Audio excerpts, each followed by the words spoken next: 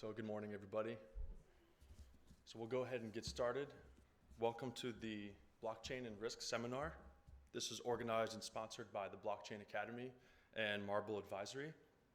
So the Blockchain Academy runs training courses and masterclasses, which are focused on blockchain relevant topics such as digital ethics, understanding blockchain, cryptocurrencies, and smart contracts. These courses are also provided through the e-learning platform and the LMS that's delivered worldwide.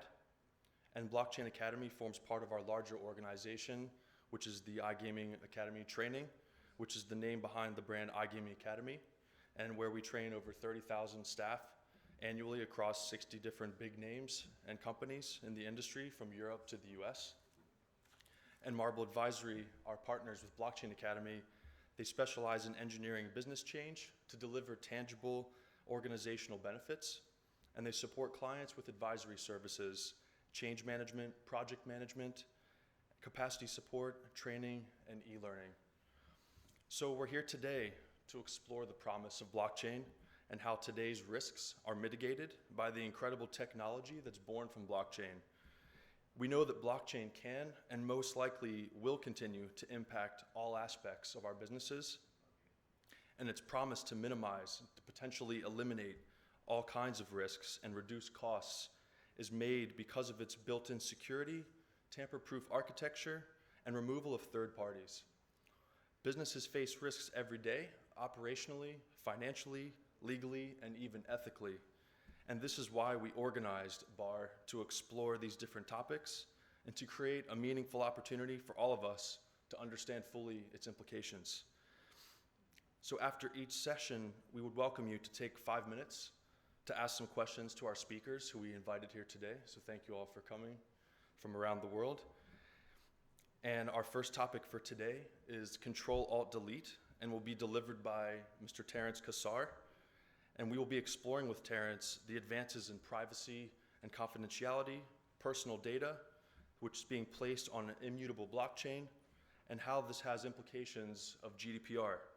Terence is a senior associate at GTG Advocates, where he specializes in TMT, intellectual property, blockchain and cryptocurrencies, fintech, data protection, gaming and betting, e-commerce, and cybercrime, and was one of the first lawyers in Malta to advise in crypto assets.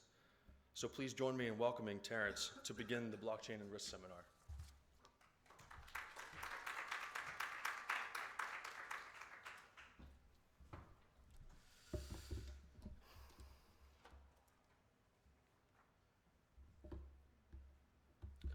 So, hello everyone.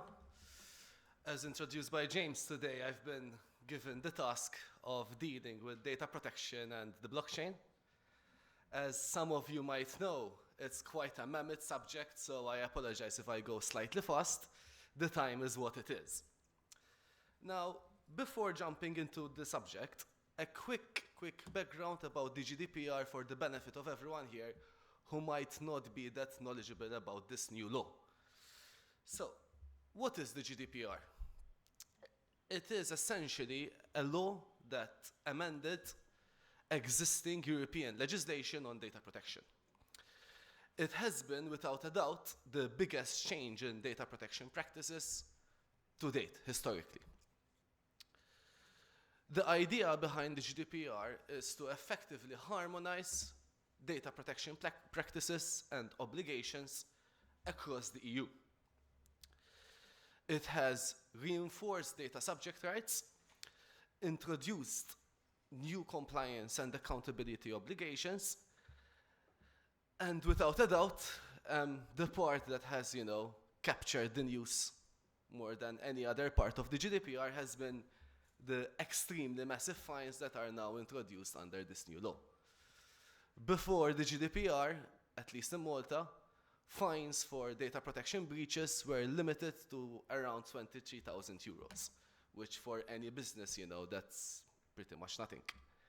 Now, under the GDPR, the fines can go up to 20 million or 4% of global turnover, whichever is the higher. That effectively means that if you're Facebook, for example, your maximum fine is not 20 million, but it is billions, because it is 4% of the global group turnover, not even the turnover of the specific infringing entity. As a law, it became effective last May 2018. Now, why are we here mentioning the GDPR in the context of the blockchain? The answer is simple. The GDPR addresses personal data, data that can render a natural person identifiable in some way. Now, the GDPR is a technology-neutral law, so it applies insofar as there is personal data being processed, irrespective of the context and the form of technology that is ultimately being utilized. This is crucial because in the absence of personal data, data protection law does not come into the picture, whilst if there is some form of personal data processing, then data protection law applies. Moving on to a bit of a quick background about the blockchain. I won't spend too much time on this here because I can safely assume that if you guys attended a blockchain conference, you should know what the blockchain is. But from, a helicopter view, if one analyzes the typical common features that make up the blockchain, one immediately notices that there are 4 common features across, any distributed ledger system normally. Firstly, there is the element of transparency. All participants can normally view the data that is placed within a blockchain ecosystem. Secondly, there is an element of sharing. There is an element of decentralization. The data effectively coexists across all participating nodes. Without decentralization, you don't have a blockchain. There is the immutability feature. Normally, data that is within a block cannot be altered or removed in any way. And lastly, there is the element of disintermediation.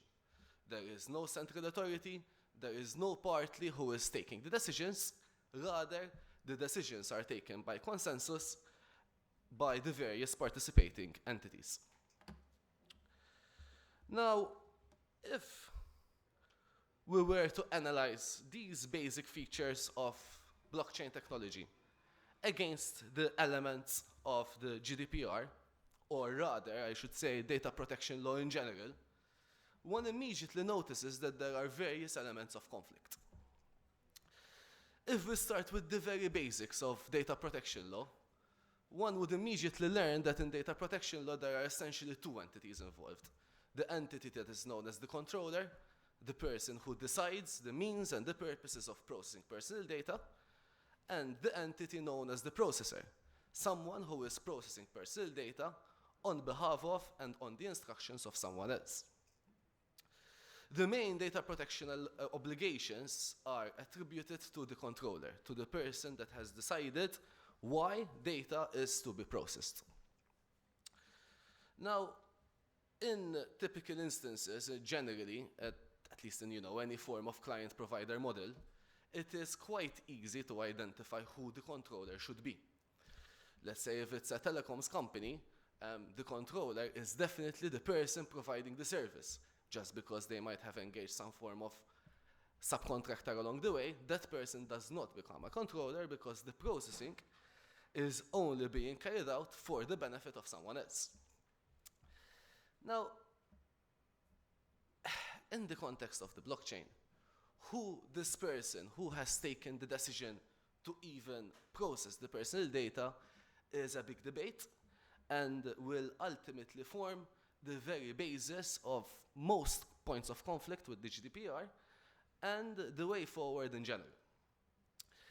Possibly, there are various parties who could be considered as data controllers, and as at today, there is no clear position by the European Data Protection Board, there is no, direct position by the CJEU, so till now it's still a bit debatable. Possibly, for example, protocol developers could be considered controllers. Having said that, it is unlikely that this would be the case because effectively such developers are only creating a useful tool and then, rolling out for the public. Plus, typically it would be an open source development model. So, the involvement is somewhat minimal. Nodes could be considered as data controllers, so validating and participating nodes. On the one hand, nodes, it can be argued that they should not be considered data controllers because they're only running a protocol in the hope of winning some form of transaction, of reward, sorry. Others have argued that nodes should be considered as controllers because the very fact that you have downloaded a software to run to take part in the particular blockchain means that they are also determining the means and processing of the personal data. Possibly, network users could fall as controllers as well. Here, a network user, can process and submit his own personal data, and presumably in that case, they would not be considered controllers as there is an exemption on this front. On the other hand, at least if they're doing it as a business activity, it is most likely that they would be viewed as controllers of their own right. But again, the position has not been completely determined. Possibly even publishers of smart contracts can be considered as controllers. There, a smart contract typically depends on some form of call option. Now, if the smart contract publisher has simply developed the smart contract and rolled it out without any form of control on the interactions, one hopes that in that case they would not be viewed as controllers. If there is some form of involvement, probably the position will be that they will be viewed as controllers. Crucially, to date, this is still not completely addressed. There are various views, there are some of them which are quite authoritative, but there is no, conclusive view as at today. Ultimately, however, this will all depend on not only who the people involved should be, but also on what really amounts to personal data. Now, again, here, in the context of the blockchain, this has given rise to quite a bit of debate. Starting with the principle that, under data protection law, any form of data that can render an individual identifiable is considered personal data.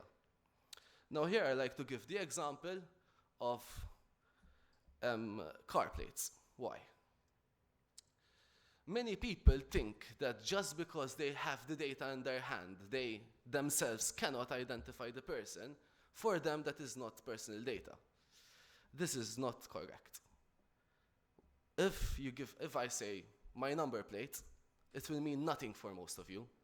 But there are people who have the tools to identify myself from my number plate.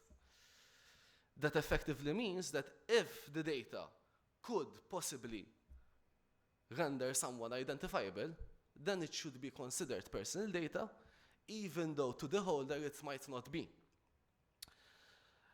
Now here, in the context of the blockchain, there are various anonymization techniques which have been utilized, various aggregation and obfuscation techniques. Hashing is obviously a big deal. The reality is that as of today, whether hashing still keeps the data anonymous is still not conclusively determined. It will depend on the reversibility and on the linkability of the data. Ultimately, one needs to bear in mind that there have been positions issued by the CJEU which effectively state that even a static IP address amounts to personal data. This effectively means that, without a doubt, a public key, for example, is definitely to be considered personal data, because from the public key, one can identify in some way, at least, the user of that public key. Moving on, a blockchain, the very features of the blockchain mean that ultimately it is immutable. If a blockchain is not immutable, for some people, that should not even be considered a blockchain to start off with. Now, I mean, there's been quite a lot of fuss about the right to be forgotten in the context of the GDPR. To be honest, this right has been with us for ages. It's just been codified by the GDPR. Not much has been changed because it derives from case law precedents primarily. Now, naturally, if you have a technology that is immutable, it also means that, I can't delete my data. I can't amend my data. That means that that technology must definitely be infringing the GDPR.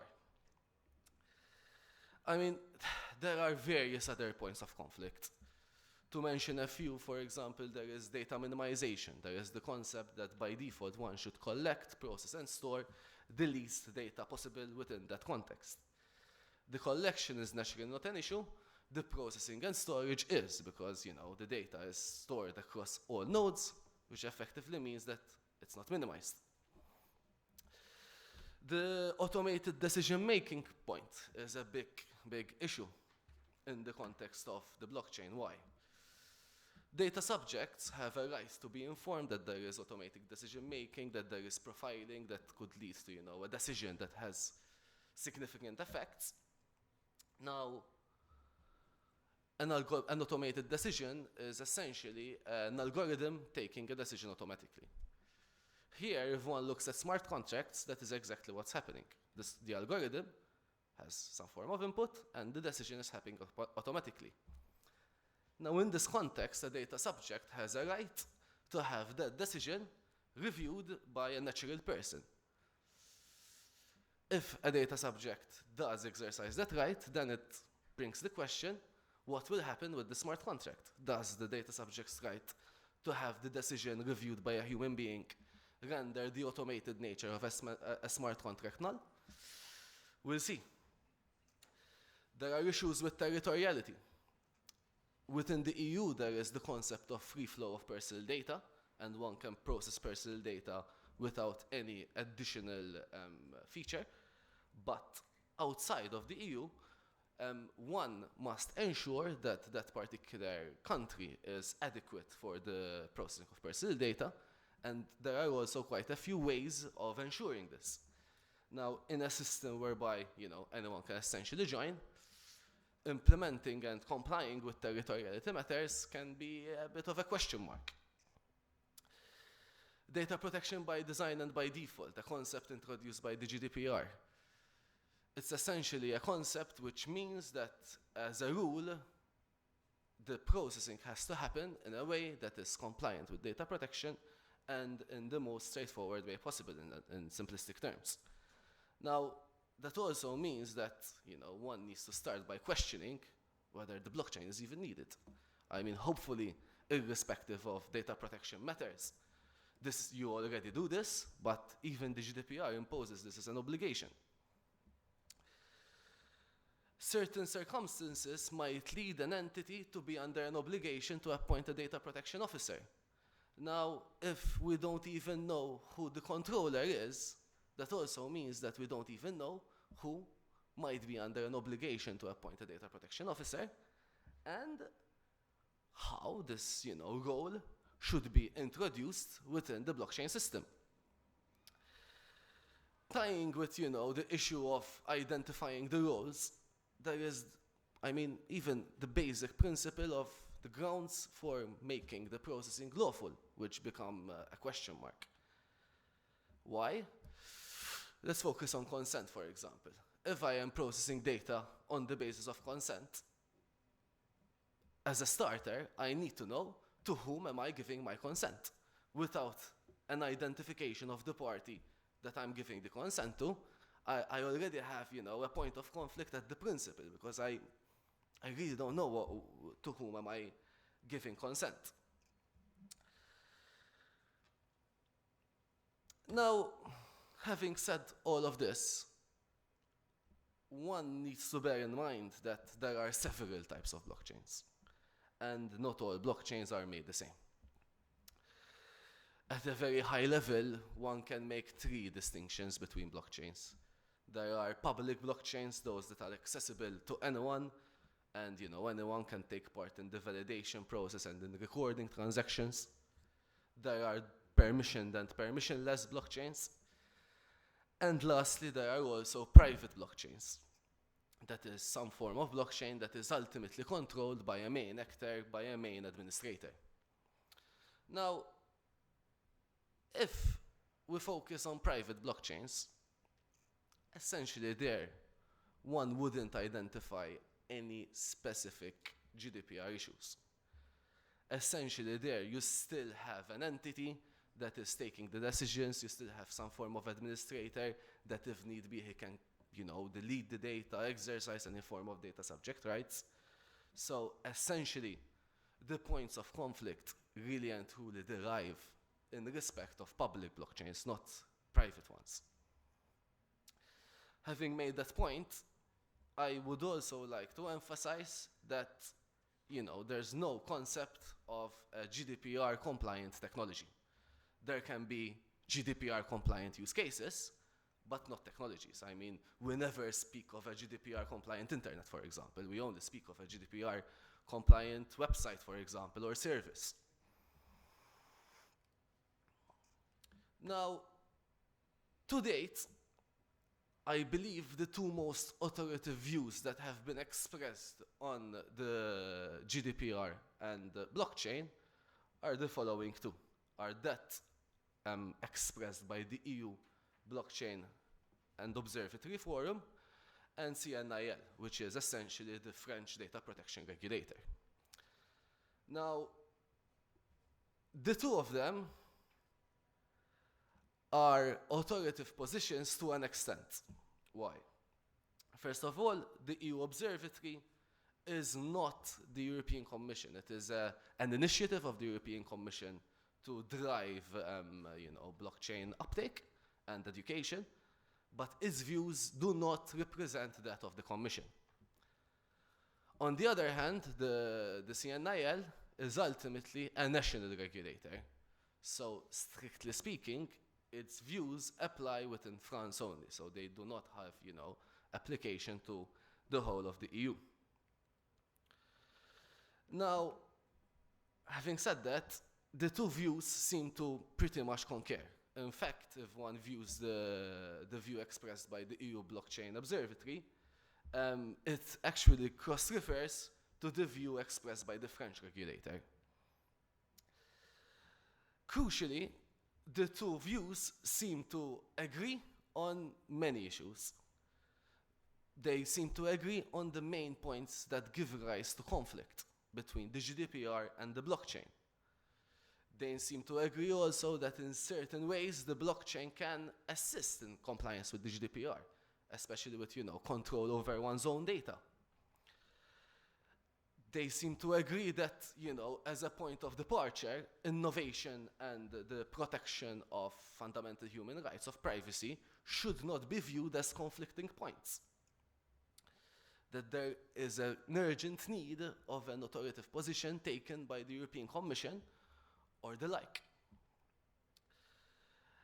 And lastly, that a privacy by design approach necessarily requires that your first question mark should be whether the blockchain is even needed.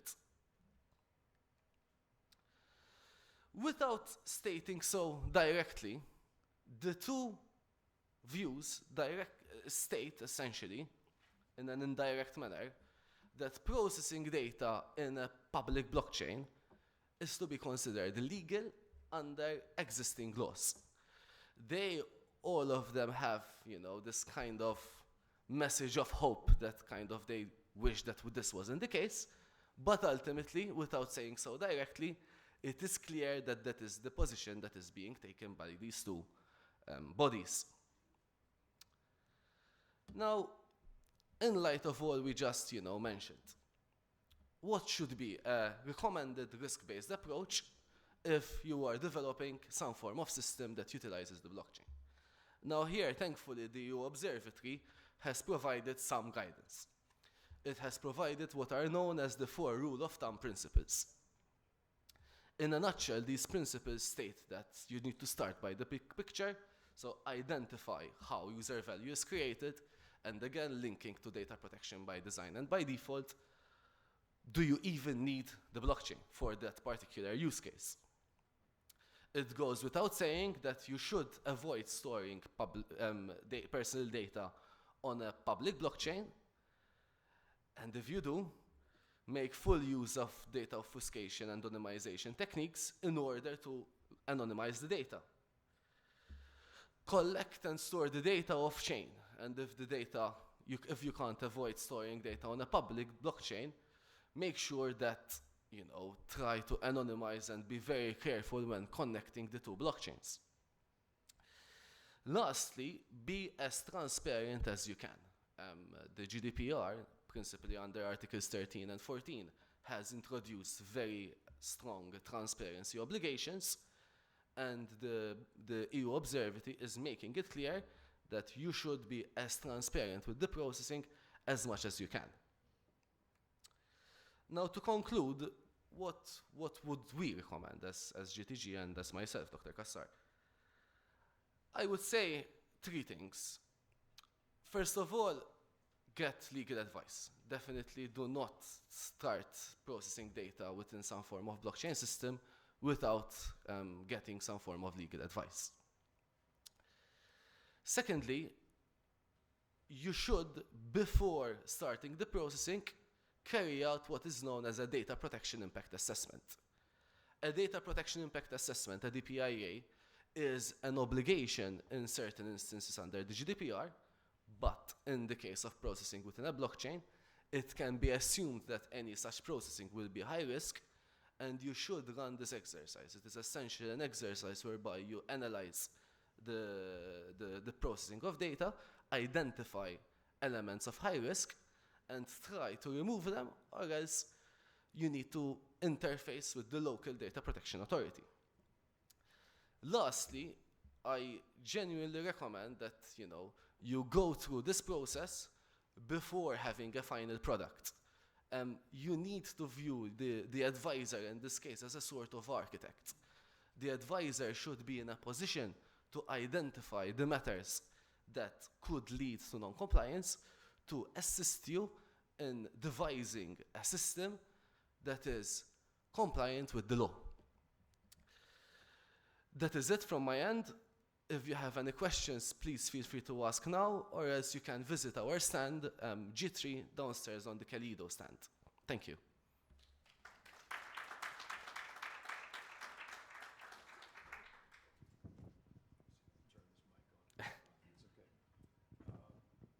Thank you very much, Terence. If I can figure out how to turn the mic on. I think everyone hears you in any case, so no big deal. Does anybody have any questions for Terence from the audience in relation to GDPR? No? Okay. Good. Oh, you got one? Do you think it might change at some point with GDPR being on the blockchain? I'll be honest, I'm hopeful if it would, but I don't think that the GDPR itself will change. And there's a reason for that. Historically, the promulgation of the GDPR was one of the most debated laws in history. It took quite a bit of time and quite a bit of versions to arrive at a position which is somewhat acceptable to all countries involved. So I do not think that the GDPR itself will change. Maybe we will see some form of positions being taken that favor the concept, but I don't think that the law itself will change. Possibly we might see some changes then with the privacy regulation, which is around the corner.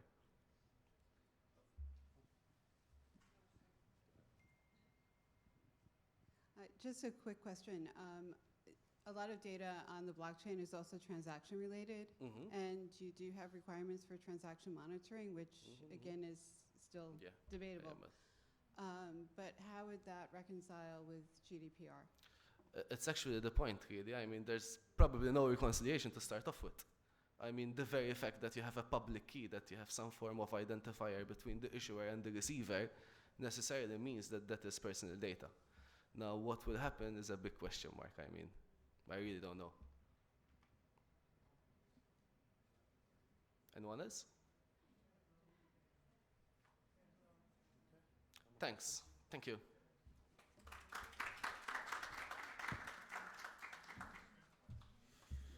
Thank you again, Terence. So our next session, it's Regulating New Technology Frontiers, presented by Dr. Christian Ellul. So Christian is a highly respected lawyer from one of the founding members of a reputable local corporate services provider, E&S Group, and he has a background in taxation of tokens, cryptocurrencies, setting up of ICOs, trusts, corporate and company law, and providing related legal advice. And he will be discussing with us today some of the regulatory challenges that companies face when it comes to blockchain. So please join me in welcoming Chris. Thank you, Chris.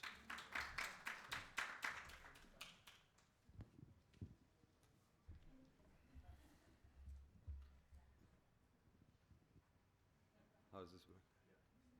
Left and right.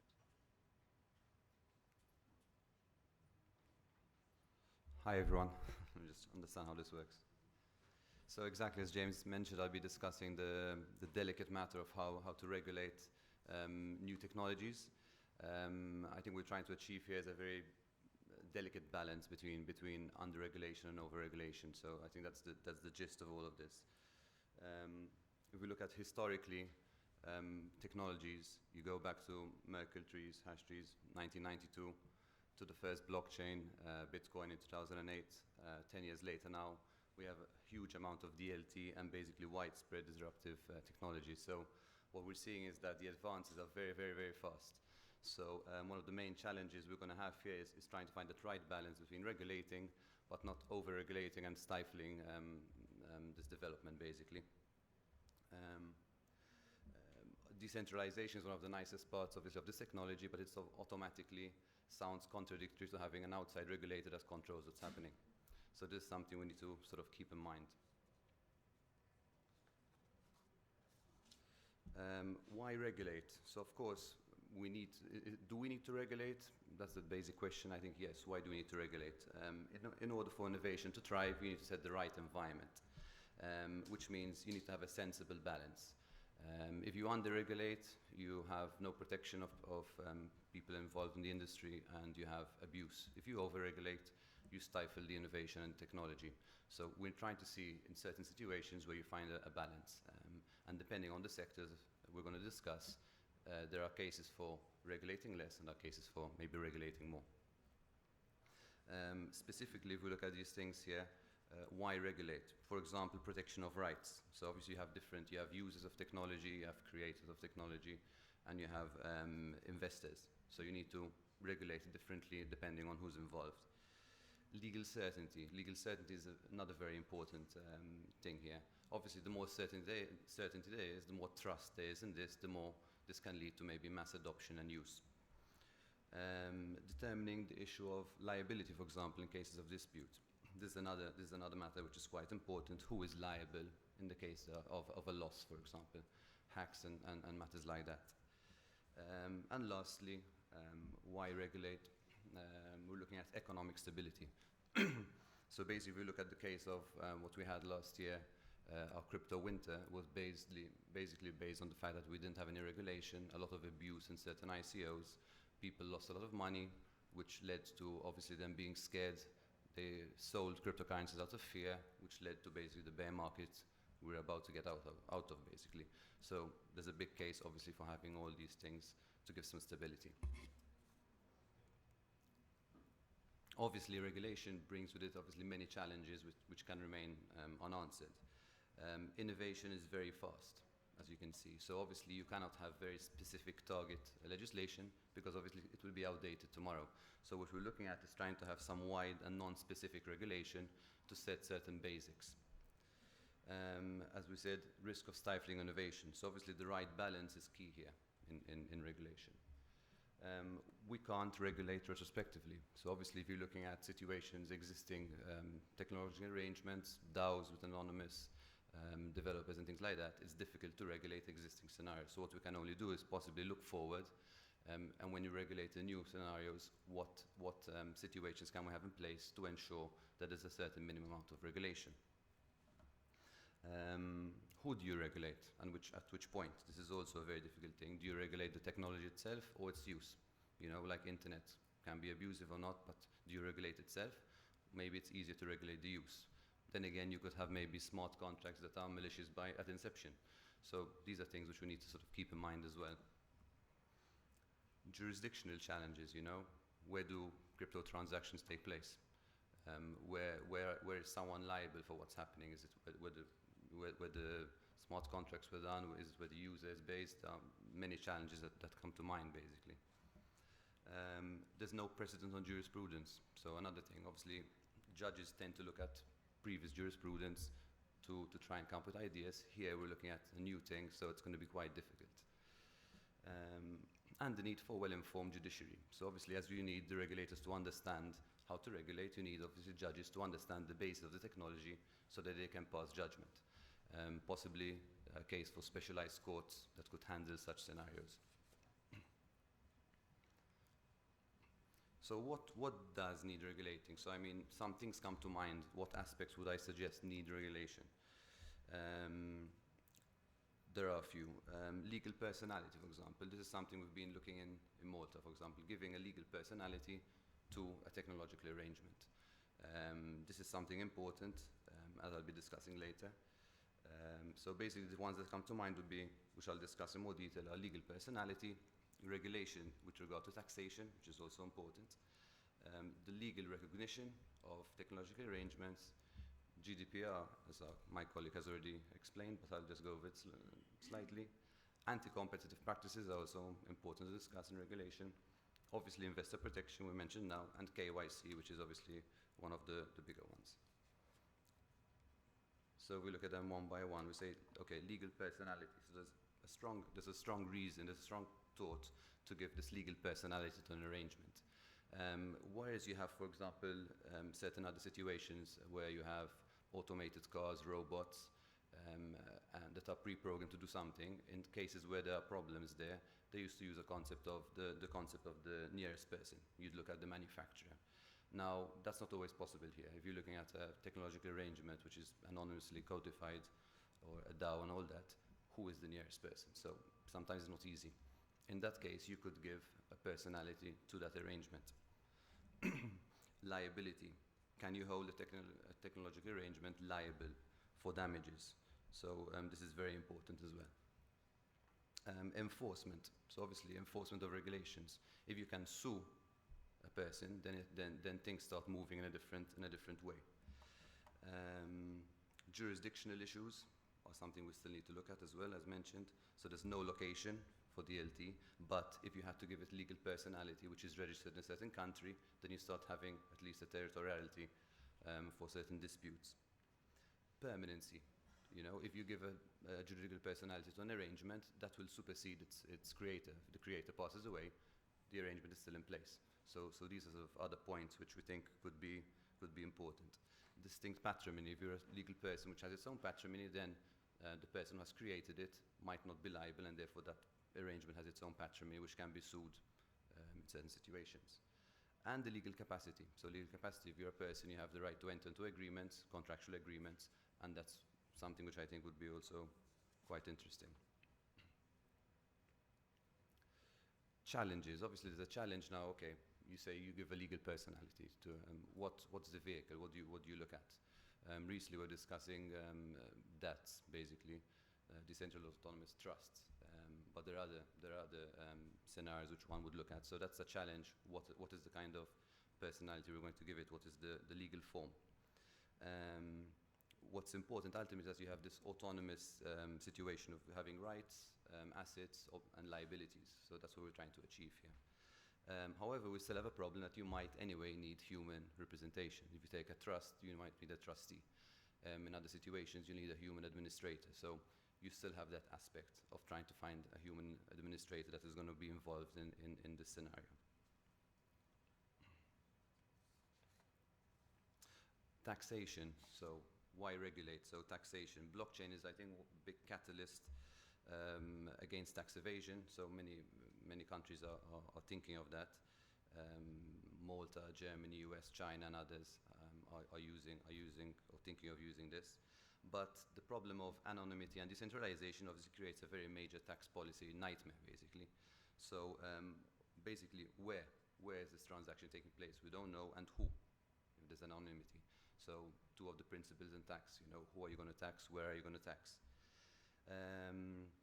privacy and confidentiality. So obviously, if you're going to be using the blockchain to hold data for tax policy, tax collection, and all that, that data is very sensitive. Can there be abuse of such data? So this is something which we need to look at as well.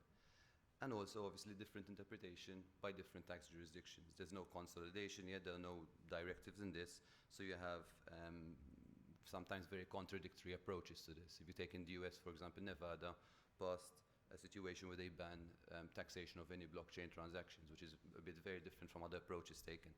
So you have different situations like that, which create challenges still. The legal recognition of TAs. So basically what we're saying, and while there's a consensus on the immutability of blocks in a blockchain, we still have no legal recognition of it.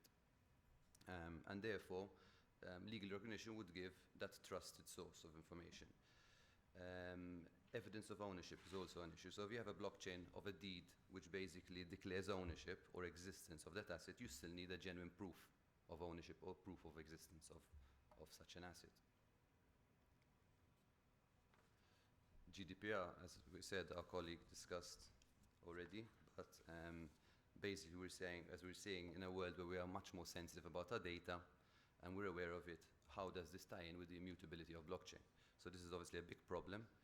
The right to be forgotten, as we mentioned before also, how do you tie in that with uploaded data on a blockchain that never goes down? So these are things we need to look at. And I think, as discussed before, what are the solutions we can come up with basically is possibly having permission-based database or having information which is off-chain. Anti-competitive practices. So basically traditional competition law faces challenges with DLT and the detection of anti-competitive practices and also identifying the perpetrator of this. If you see natural monopolies tend to happen in certain industries, railways or certain national industries where maybe there's huge investment and therefore there's a natural monopoly that occurs. We also see these natural monopolies possibly happening in blockchain. As expected, for example, Bitcoin has a monopoly due to the large volume of mining equipment that has been invested and which supports the network. So that's a situation we're looking there.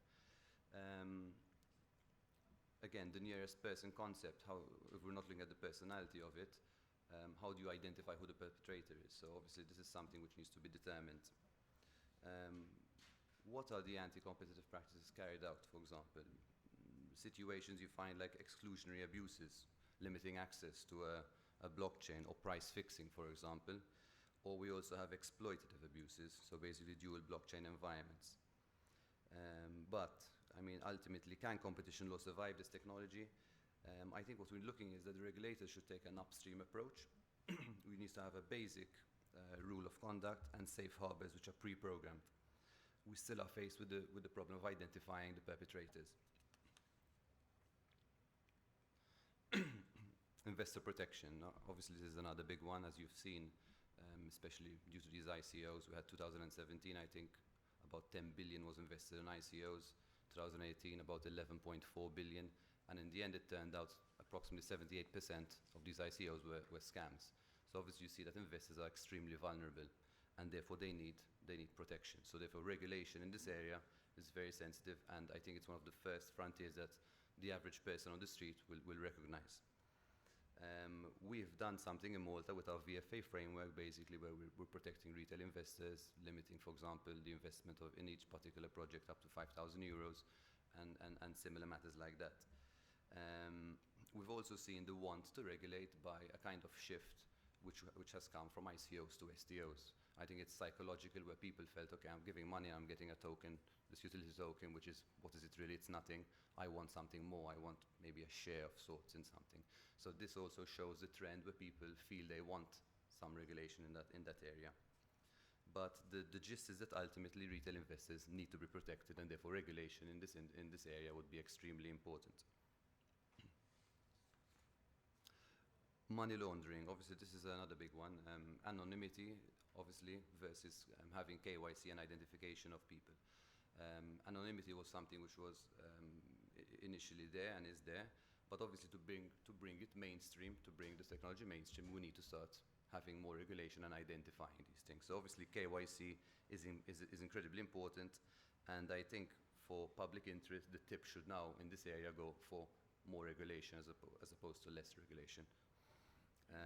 In Malta, with our VFA regulation, again, we've gone beyond the 5th Anti-Money Laundering Directive, so we have now VFA issuers, VFA service providers who are subject persons, so we obviously then have to comply with the directive and more. So we've established, obviously, that there's a need for regulation. We've established that there are a number of challenges, so what do we do now? How do we move forward? I think the problem here is, for regulation to work, we need to have everyone on board, and we need to have a set of basic principles. If we can achieve a set of basic principles that are applied across the board, at least that's a starting point for regulation. What do we need to look in this, for example? Regulatory humility, something which I like, basically. You need to believe in the technology, but you need to consult. So obviously there are people out there that know more than the regulator. So technologists are not policymakers, policymakers are not technologists. There are many stakeholders, so it's important to consult with all aspects, all people in the industry, because a regulator might not be seeing certain aspects which need regulation, and vice versa. People who develop technology might not see certain legal aspects to it. What else? There's a need for the regulator to develop a sensing capability to monitor emerging trends. So this has to be very sensitive, very light regulation initially, which allows for the development. And setting minimum standards. So minimum standards, not specific, very rigid, hard rules that would stop innovation or which might be outdated.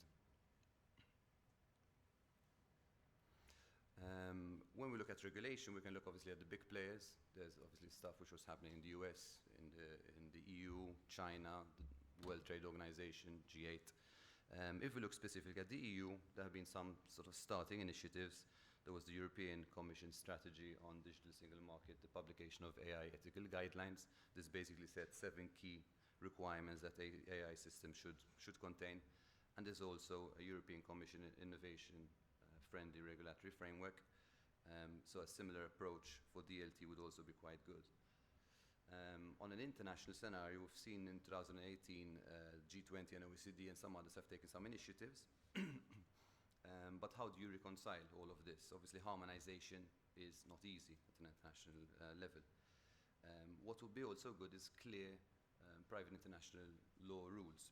So basically on these emerging technologies, which would help in certain cross-border disputes, conflicts of law, and other problems which we're seeing.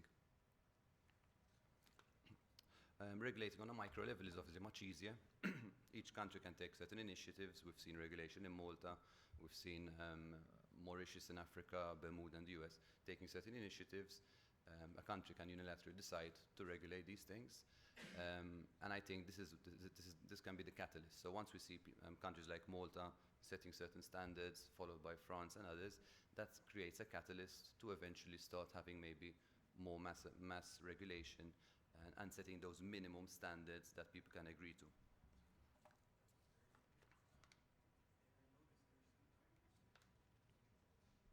That's really it. But I think if we can summarize, what can we summarize from this? I think we need to understand the industry.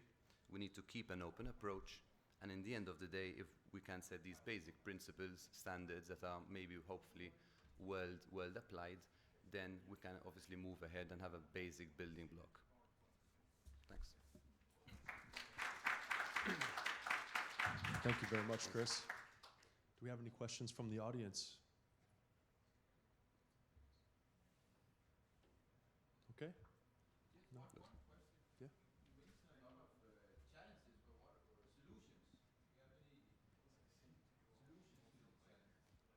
No, I mean these are the solution would be regulation in different ways in different scenarios. But obviously, when you come to regulate, there are going to be these challenges which need to be overcome. They're not only challenges. I think there are some solutions which we're finding already. So regulation is coming in, but it's not going to be always easy. Do you have an idea about time frame? Would you see something coming up in 5 years or 10 years or 20 years? Regulation is happening. I mean, Malta's passed regulation in certain areas. We're passing regulation globally. I mean, there are initiatives. We're looking, for example, at EU level, we're looking at token regulations coming out. I'm part of a committee that is discussing having EU-wide principles which can be adopted. The European Union is easy because the European Union, obviously you have member states, and at one point we hope you'll have certain directives which themselves by definition set minimum standards for implementation of domestic law. On a worldwide level, it's obviously more complicated. You're looking at maybe multilateral treaties of sorts. So what I can say is you can see more and more, the more the technology becomes mass adopted, the more it becomes an issue that governments need to address, and the more we hope that the governments will come together and discuss. I can't really give you a timeline, but I mean, we're hoping obviously in the coming years there'll be big advances.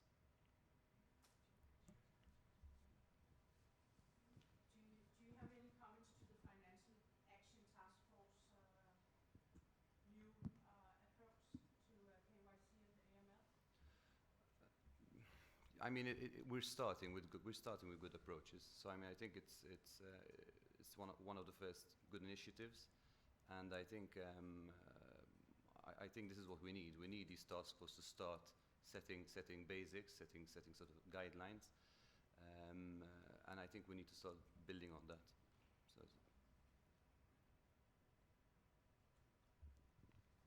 Okay. Thank you. Okay. Thank you, Chris.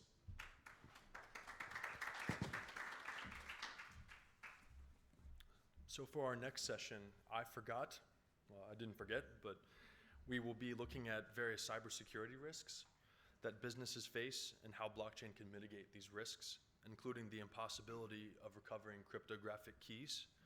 So we're very excited to welcome here today Howard Poston from the US, my hometown. And Howard is cyber and a blockchain security researcher, and he developed and teaches the Certified Blockchain Security Professional, the CBSP course, and certification exam, which is offered internationally via Pearson. And he also consults with multiple organizations providing content development, training, and consulting services in the blockchain and cybersecurity domains. So please welcome Howard.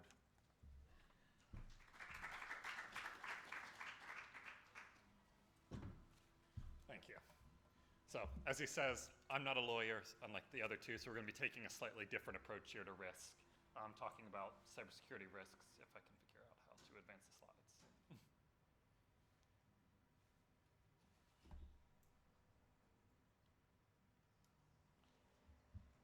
And so, like he said, I'm going to be talking about cybersecurity risks related to blockchain technology. And so first, just a brief introduction to blockchain security. One, it's very complicated. We've got this relatively new technology. I think it was mentioned earlier, it's about 10 years old, give or take. Bitcoin blockchain, first blockchain out there was January 2009. It's 2019 now.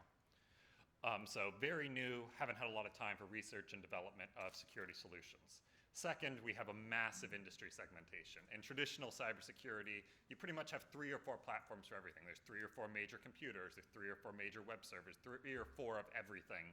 And so you can sort of get expertise in it. You have people that specialize in Windows security, et cetera. Blockchain, there are dozens of different blockchains. They're all slightly different, which means you specialize in one, and that experience is sort of applicable on another one, but it's the corner cases that really get you. We've got this multi-level platform where you go from down at the bare cryptography, the mathematics that keep us secure, up through protocols, up to smart contracts, and then you can also tack things onto the blockchain, extensions that talk to the blockchain, and all of those are part of your threat landscape. And finally, nobody seems to do it all. Typically, when you're seeing blockchain security companies, they're focusing on smart contract security, which is important. It's where people make a lot of mistakes. However, that's not all there is.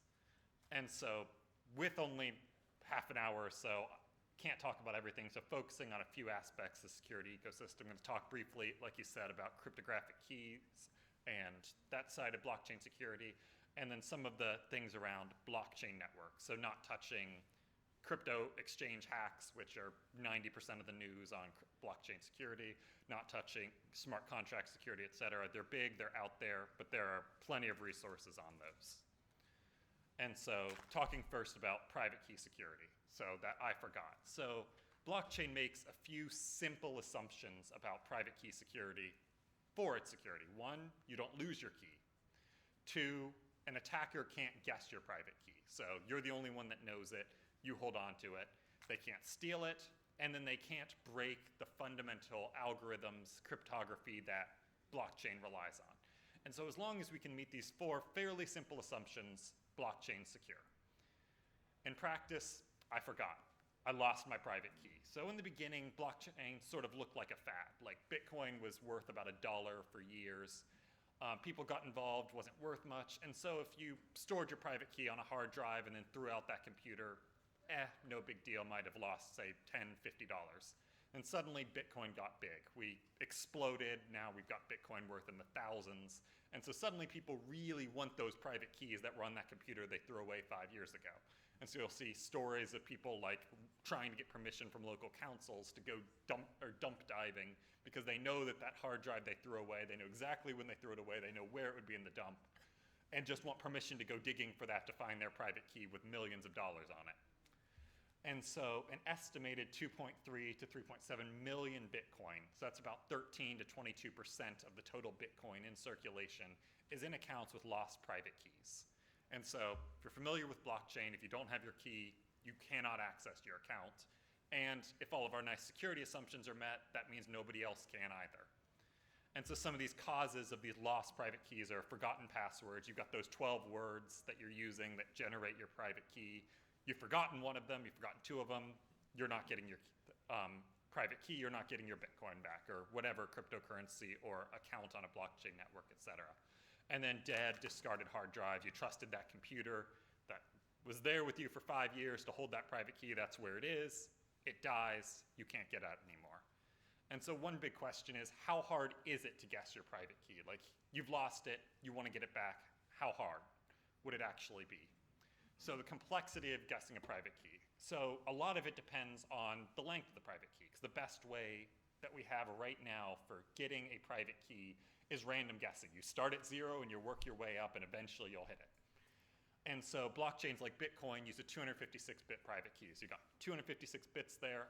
And so that means you have 2 to the 256 possible private keys. So for a sense of scale of how many that is, in the known universe, not talking about here on Malta, not talking about Earth, talking about all of the universe we know about, there are 2 to the 259 atoms in the universe. And so if I wanted to store the entire space of private keys for Bitcoin, I need 2 to the 264 bits. And so if you can store 1 bit per atom, which is sort of cutting edge technology now, I saw an article in either Science or Nature that we've just discovered how to do a hard drive that does that. You need 32 different universes just to store all the possible private keys. And so from that difficulty of just storing them all, you can see that guessing a random private key to get your public key back and be able to access your account if you've lost it is pretty much infeasible. And so if you've lost a private key, it's pretty much locked forever. We'll talk about in a moment why that might not actually be the case, but that's also a bad thing. So we've already got our first assumption, sort of, people will protect their private keys, they're not going to lose it. Second assumption, people can't guess your private keys. And so our blockchain security relies on the assumption that your private key is completely random. Anyone with a guessable private key can be hacked. And so many blockchain wallets are designed to generate secure keys for you. They use a good source of randomness, good random number generator. You end up with a good, strong private key. But that doesn't mean all of them do. There have been instances where wallets have used a poor source of randomness or something, or people will be like, oh, well, I'll just hash this sentence that I remember, and that way, as long as I remember the sentence, I can generate a key based off of it. And so some research was performed where people were trying to find out how big of a problem are bad, weak keys on the blockchain. And so they looked at Ethereum, and they found 732 keys where they were able to find someone's private key on the blockchain simply by searching certain spaces of poor public keys. Essentially, those places where if you used a poor random source of randomness to generate your key, this is what your private key would probably be. And they found 732, which isn't a lot in the whole space of keys, but it's still significant.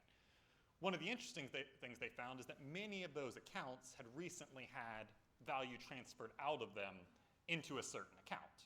And so recently in the news, you might have seen the blockchain bandit, who was essentially doing the same research and beat the researchers to it, and wasn't so much of a nice guy. And so he was automatically scanning the blockchain for public keys that corresponded to very weak private keys. And if he found one, he took the ether out of it. And so these researchers put $1 worth of value, so not much, in a test account with a weak private key, and within seconds it was gone. And so that bandit owed about 45,000 stolen ether. So they made a lot of money just out of people breaking that second assumption of your private key is secure. Third, private key security, they assume people can't steal your private key. And so most cryptocurrency thefts are enabled by theft of public keys. So this is your cryptocurrency exchange gets hacked, private keys are stolen, and then value is stolen. So phishing, about $4.6 million worth of Ethereum has been stolen from just Electrum wallets alone, just certain wallet software. Phishing attack convinced people to connect to a server, install a fake version of the Electron wallet, which stole their private key, sent it to the attacker who removed all the money from their account. There's what's called Clipper malware, which once it's installed on your computer, just watches for you to trying to copy paste your private key out of a file into your wallet software. So you're thinking, oh, I'm not storing it on the web, I'm not storing it on a cryptocurrency exchange, this is good, I'm storing it somewhere safe. But that movement, that copy paste action, they replace it with their own private key. And so then the value goes to them instead of you. And then 20 million in ether was stolen from wallets which were poorly configured from a security standpoint. They left a certain port open that is designed for like interfacing with other systems, and they allowed it open to the world, and so people would scan for that port open, they'd connect to their wallet, and that gave them access to the private key. And so all three of these are common problems in traditional cybersecurity. In most cases, phishing is the biggest cause of traditional cybersecurity breaches simply because it's easier to hack the human than it is to hack the technology. And so we haven't solved them in traditional cyber, we haven't solved them in blockchain. And then finally, our fourth assumption is that the cryptographic algorithms can't be broken. In fact, they can and they will be broken rather soon. So public key cryptography is based off of mathematical hard problems. It's very easy to multiply two numbers, but if you remember from grade school, it's hard to factor because you essentially have to go and work through all the possible options until you find the correct factors. And so a lot of public key cryptography is based off of multiplying two very large numbers together and assuming nobody can find either of those numbers. It's easy to calculate exponents, it's very hard to reverse that, calculate logarithms. And so all of our public key cryptography, that private key, public key pair that you've got that's protecting your Bitcoin or Ethereum or blockchain solution, et cetera, is based off of the fact that one operation legitimately is easy, the other operation is hard, and you have to do the hard thing to hack the blockchain. However, once we have quantum computers, which are always 10 years away, factoring and logarithms become easy. It's just as easy to multiply as it is to factor.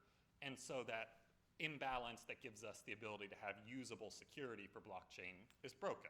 And so that's bad because that means that as soon as large-scale quantum computing is available, anyone can calculate anyone else's private key. They can, essentially, the current versions of the blockchain will be insecure. However, there are other problems that have that same asymmetry, but for quantum computers. There's lattice-based, code-based, multivariate polynomial cryptography, just a bunch of other things that still have that imbalance for quantum computers as well. And so lesson learned here is that blockchains is going to have to make updates. We're not going to be able to use these simple hard problems. We're going to have to use other ones and switch over in order to be secure. And so for private key security, we have that 4 security assumptions that you don't lose your key, nobody can guess your key, no one can steal your key, and no one can break the crypto algorithms. You need all of them to be met, and we have pretty much 3 resounding no's and a maybe for how well these assumptions are met. And so these blockchains are designed to store valuable information. Cryptocurrency is an obvious one. Then there's also smart contracts that move valuable data around. If we are using blockchain to store proof of ownership, the ability to transfer proof of ownership from someone else's accounts, also valuable, et cetera. And so we need these accounts to be secure. And so things need to get better. But it's not all doom and gloom. There is still hope. Businesses have been doing proper private key, public key infrastructure for decades. We sort of have some solutions out there. We just need to apply those to blockchain technology. So that's my little spiel on private key. The other one I wanted to talk about was network security, so sort of these bigger ones. So that was more of a personal problem. If you can protect your private key and the algorithms aren't broken, you're in pretty good shape personally. But attackers can also attack at a network level. And so this is here, we're talking about things like 51% attacks, where it's sort of the network as a whole is affected. And so so most people acknowledge that private key security is an issue on the blockchain. It's kind of hard to deny when if you Google lost private key, lost Bitcoin, and you see people losing millions of dollars on it. It's kind of hard to deny that that's a potential problem. Other than that, a lot of people say blockchain is completely secure.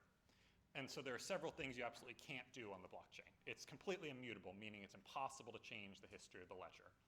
It's impossible to break up a peer-to-peer network like a blockchain network, and it's impossible to perform a denial of service attack on a distributed, decentralized network. In reality, all three of these are completely possible. So reorganization, rewriting the history of an immutable ledger. The blockchain distributed ledger is designed to be immutable. It's designed to make creating fake blocks very difficult. In proof of work, you've got that mining where it takes a lot of work to create a valid block, and so only one person can do it, and so you need a lot of computational power to create a lot of fake valid blocks. Proof of stake, only someone with access to the appropriate private key can then sign a valid block that people will accept. So it's difficult to create a fake version of the ledger. However, it's entirely possible to do a ledger rewrite. It just requires a majority of the scarce resource used for security on the blockchain. If you have 51% of the mining power on the blockchain, you can create a fake blockchain history. If you have enough of the stake, the exact number is questionable, depends on the details of the attack you're performing, how much of a risk you're willing to take, you can create a fake proof of stake blockchain. And so just historically, there have been several major blockchain reorganizations. When Bitcoin was about 2 or 3, there was a hack where someone exploited a flaw in the validation procedure, and so they sent themselves billions of Bitcoin when the supply is supposed to be capped at millions. So it's a bit of a problem, and so they rewrote the history of Bitcoin to fix it. The reason why we have Ethereum Classic is because of a split after the DAO hack, where the main Ethereum network decided to essentially undo the hack of the DAO smart contract, and the Ethereum Classic network decided to keep it. EOS got a lot of flack recently because they have an arbitration procedure where someone was able to dispute a transaction they didn't like, and it was reversed based off the arbitration procedure, and so essentially a rewrite of the blockchain. So definitely able to break blockchain immutability if you have the resources and the desire to do so. It's impossible to segment a peer-to-peer network. So blockchain uses a different network structure than most things we use on the internet. Typically on the internet, we're thinking a client-server network. So if I'm sending a Gmail message to someone, I send it to the Gmail servers, then they download it from the Gmail servers. And so it bounces through a centralized authority. We don't like centralization on the blockchain, so we have a peer-to-peer network where I might send it to someone who sends it to someone else where it finally gets to you. And so it's harder to break up this network, especially on blockchain, because there are many different connection paths between nodes. If I'm sending out a transaction on the blockchain, I send it to all of my peers who forward it onto all of their peers, et cetera. And so it's hard to intercept and either drop or modify every single copy of the message. So it's harder to segment. However, these blockchain networks are run on traditional networks. You have, typically it's blockchain over networking, blockchain over internet, et cetera. You can implement Bitcoin over carrier pigeon if you want. It's just going to be much slower, but it works. And so these networks can be segmented by traditional attack vectors. One example is malware. If I have malware on your computer and can control your net connection, I control your view of the network. And so I can get you to believe anything I want about the network. I can't introduce forged packets or forged transactions for someone else, but I can provide different versions of the same transaction from my public addresses. And I could drop any transaction that coming from someone else. So I just can't create, but I can destroy or confuse. And so these segmenting networks start making blockchain untrustworthy. So for example, if I wanted to perform a 51% attack and there's a mining pool that has 40% of the resources and I have 10%, I don't have enough to do it on my own, but if I can convince them to build one version of the blockchain while I convince the rest of the network, oh, this is the true version, they're building competing versions, that segmented 40% network that's sort of under my control because I control their visibility into the network is essentially working for me. And so then I can perform a double spend attack in that way. And so divide and conquer, segmenting the network is possible with peer-to-peer. It just takes either resources or access. And then finally, blockchain is distributed and decentralized. So it's impossible to perform a denial of service attack on a blockchain because unlike Gmail, we don't have those servers that we can perform a traditional denial of service attack on. Denial of service attacks target bottlenecks or single points of failure, and blockchain is decentralized and distributed, so it doesn't have these. In practice, blockchain can be attacked and DOSed using temporary single points of centralization or bottlenecks. For example, proof of work can be attacked by an attacker that does absolutely nothing wrong. And the reason why is blockchain proof of work difficulty is based off of the size of the network, the number of participants. And so if, for example, you have an attacker with a significant amount of resources, they're doing mining, so essentially they're making money, they're acting well, and then they just stop, the difficulty is not updated until the next difficulty update interval. And so then in that gap, you have a network of, say, 5 nodes that's doing the work of 12. It works slower. There's missed opportunities for blocks, decreased throughput, and so therefore you're denying some level of service on the blockchain.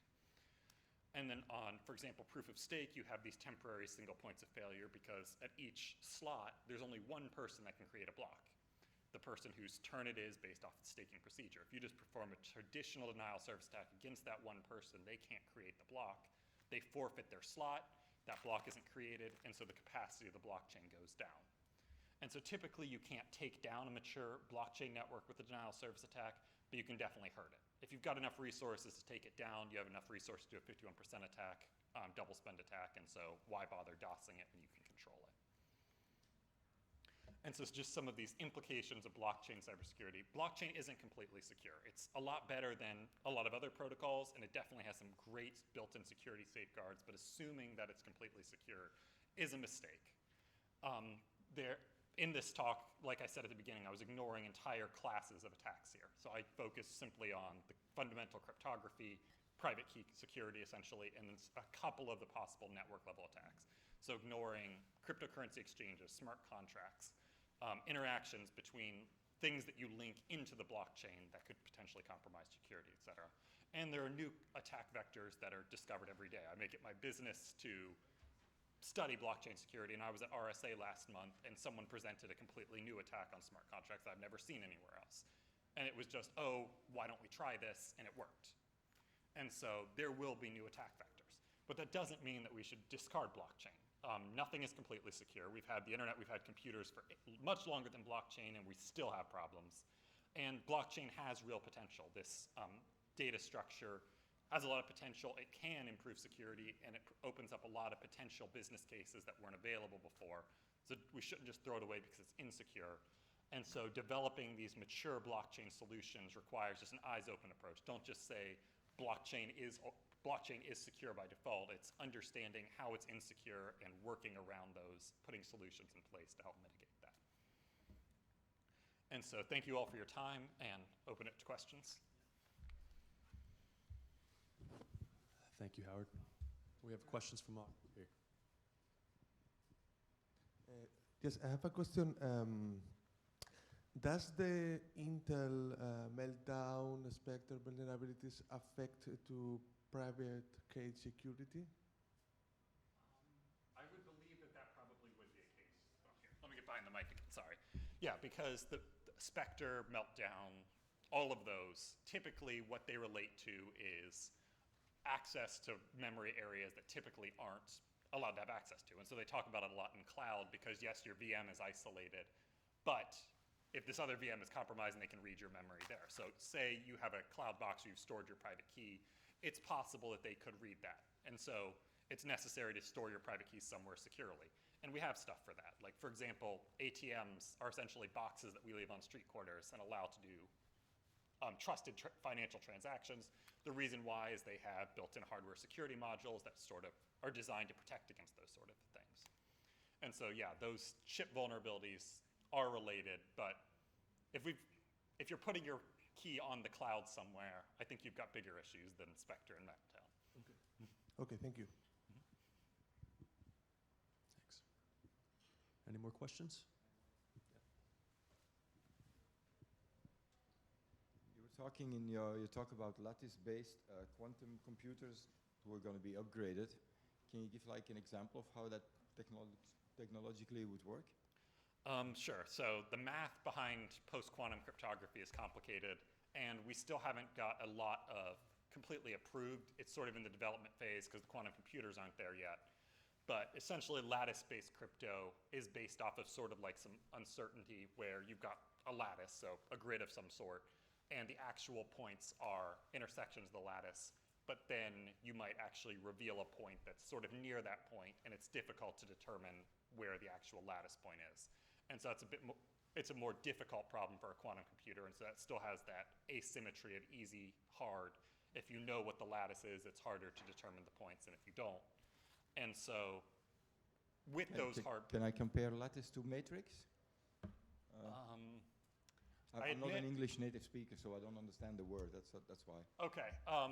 Maybe we should talk later then. I'm not an expert on lattice-based crypto, and so between the language divide and the lack of expertise, probably not a good time. But happy to talk. Any more questions? Okay, thank you, Howard. Thank you.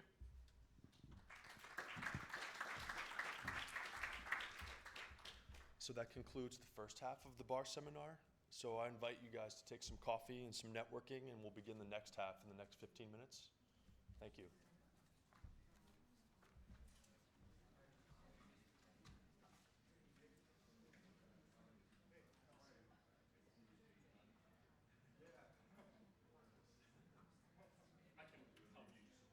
With the second half of the bar seminar.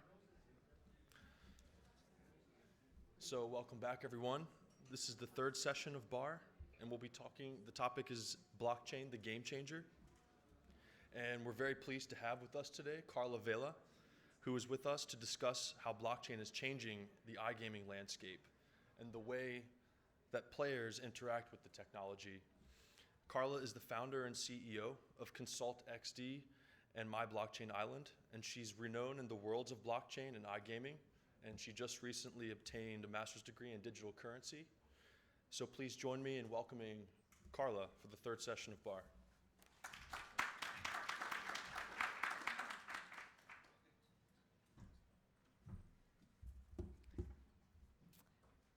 Okay, the clicker, always a technical challenge of some description. Yeah? And can you help me, please?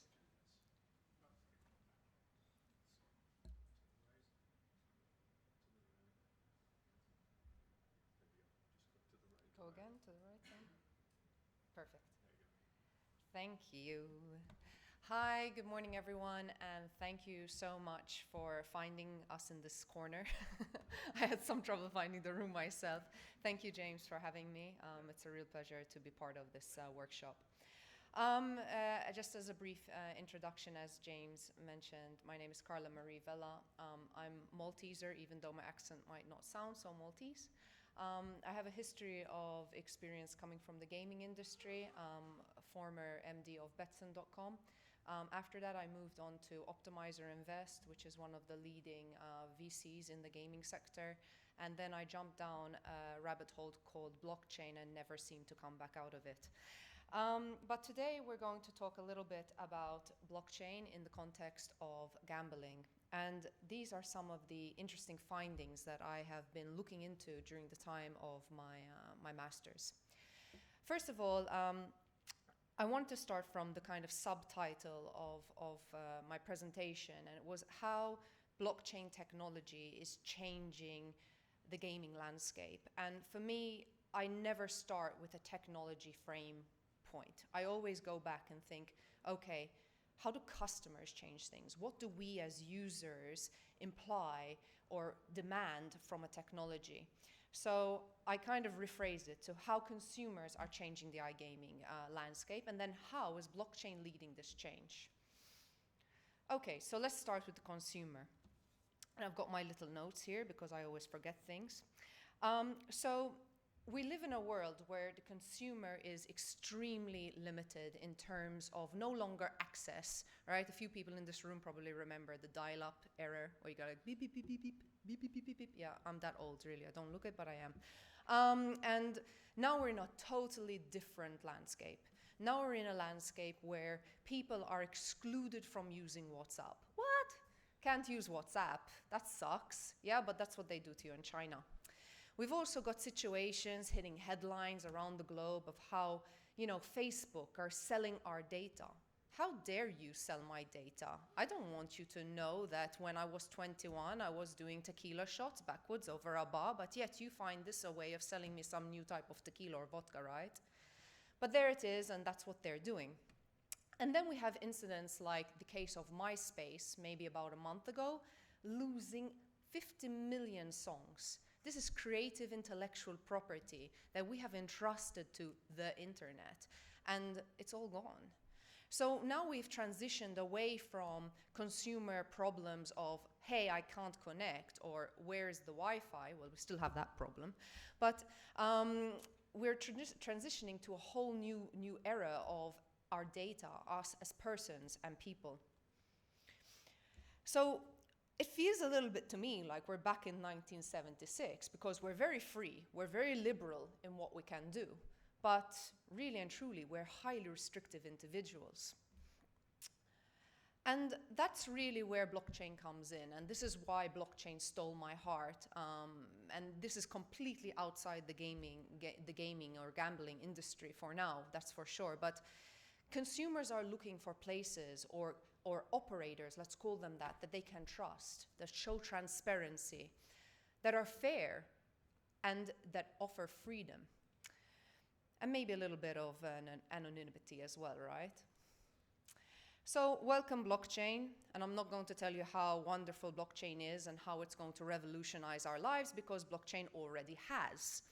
And especially in the gaming industry and the gambling industry. And I travel the world, and I listen to a lot of shows, and I listen to a lot of podcasts, and I'm well connected in the blockchain space as well as in the gambling space.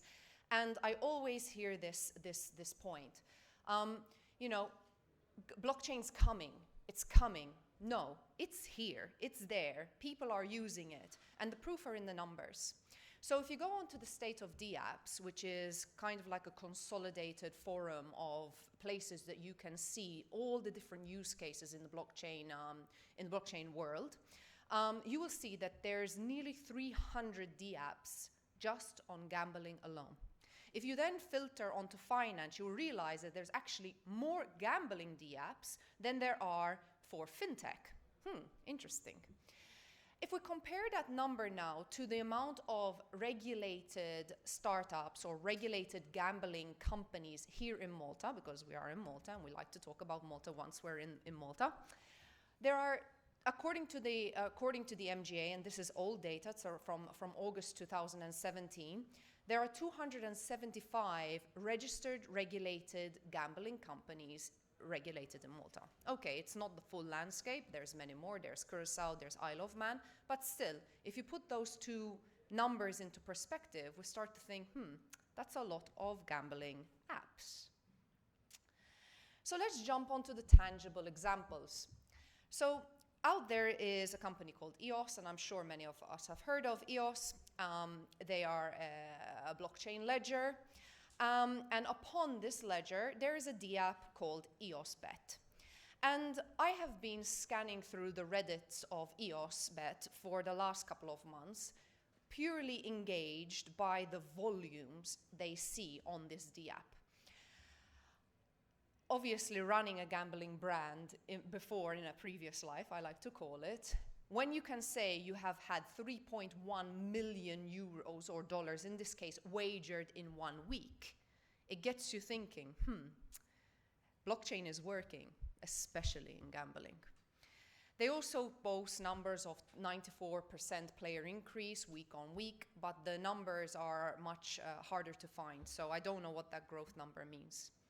I might also just interject that I'm not associated or affiliated with any of the companies that I'm presenting today, just so that you know, I look at things from an outsider view. Okay, so another sexy use case is 888tron, another DApp application. So this company is obviously a gambling application that's sitting upon the Tron ledger. And if you look at this lovely pie chart here, and if you can see the segmentation of the chart, the largest, the pink, blue, and the purple parts are actually attributed to high risk games and gambling, which shows us that if we look at the entire DApp ecosystem of Tron, we have high risk games and gambling driving their monetization. That monetization in Q1 was 1.6 billion. And there are several reports online that stipulate that this is predominantly driven by gambling. So when I come to think about, like, okay, so Tron are doing some sexy numbers when it comes to their ledger, and they're doing some fantastic work when it comes to this specific D-app. And as I start to think, well, why?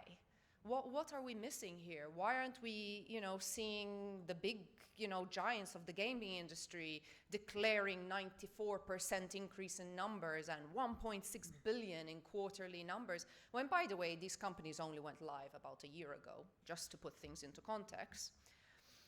And this is it, right? And this is from the founder of 888 Tron. It's just that blockchain, and now we're jumping a little bit from a technology to the consumer perspective, itself is bringing a lot of freedom to people, especially in unregulated markets. Markets where gambling is like, no, don't touch this.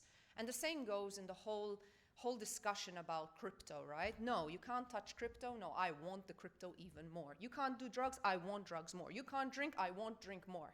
Okay, this is a tendency for us as humans, where we're challenged, we want. And you might agree or disagree with what I'm saying, and it's just a moral compass at the end of the day. But I personally don't like it when people tell me, Carla, you can't. I try to do everything and try to stimulate that, attack that stimuli. Okay. So we see that 88 Tron has encapsulated the Asian market.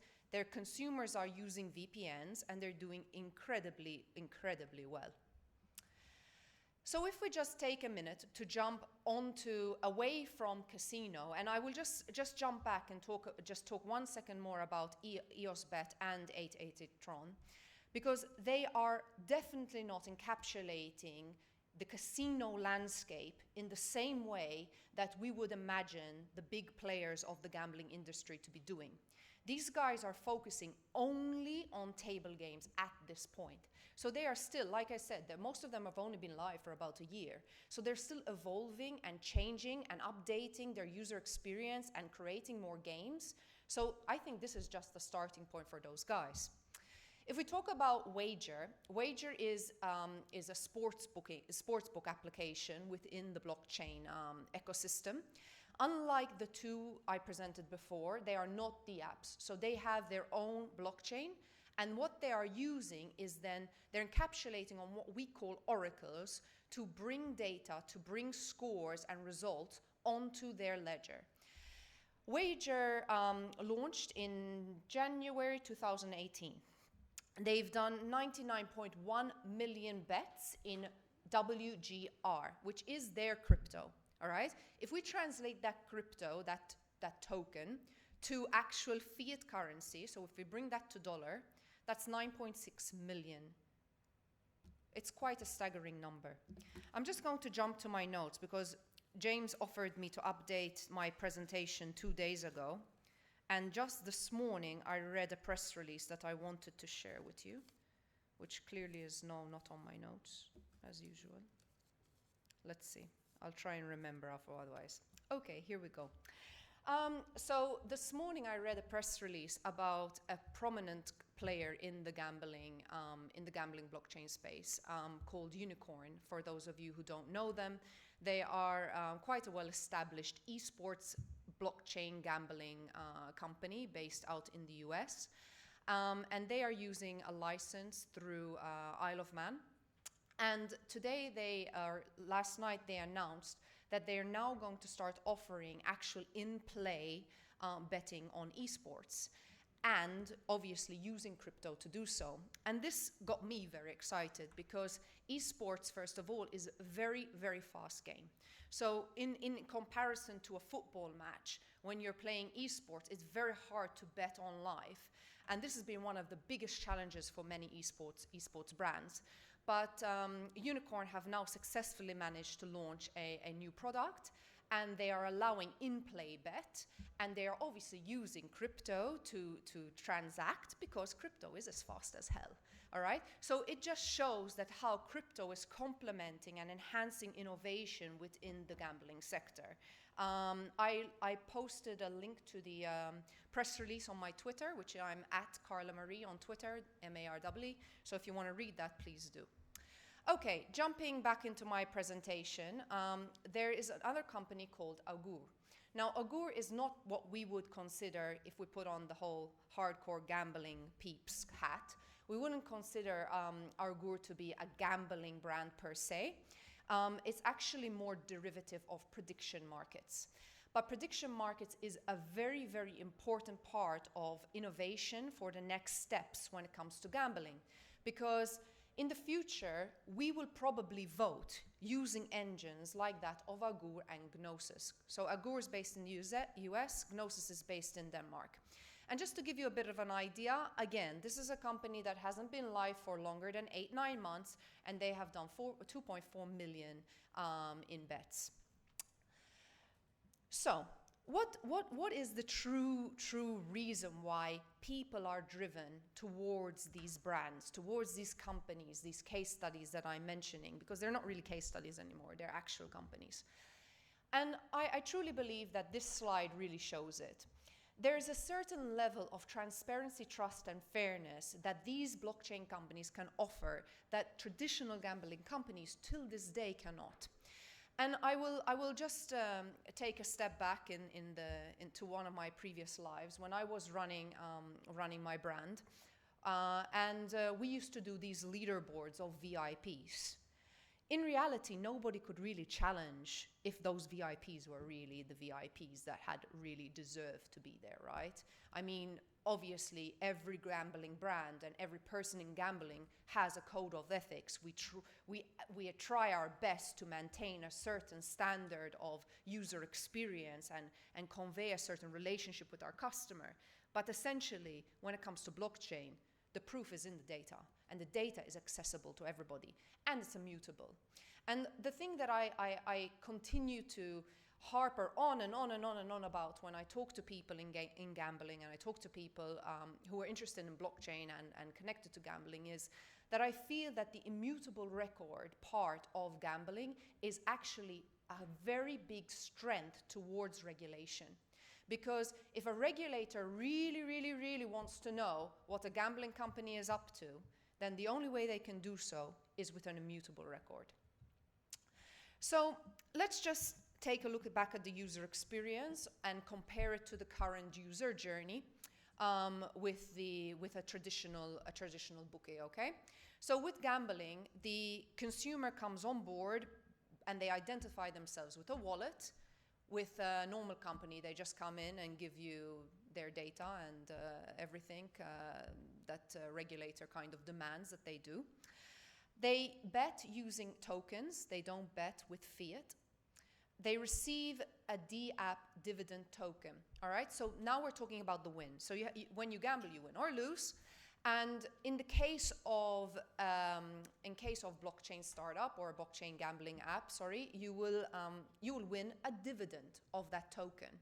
And in fact, the companies in the gambling space are pushing out there that we're giving back this dividend. They're actually showing percentages of their dividend paid back to their consumer.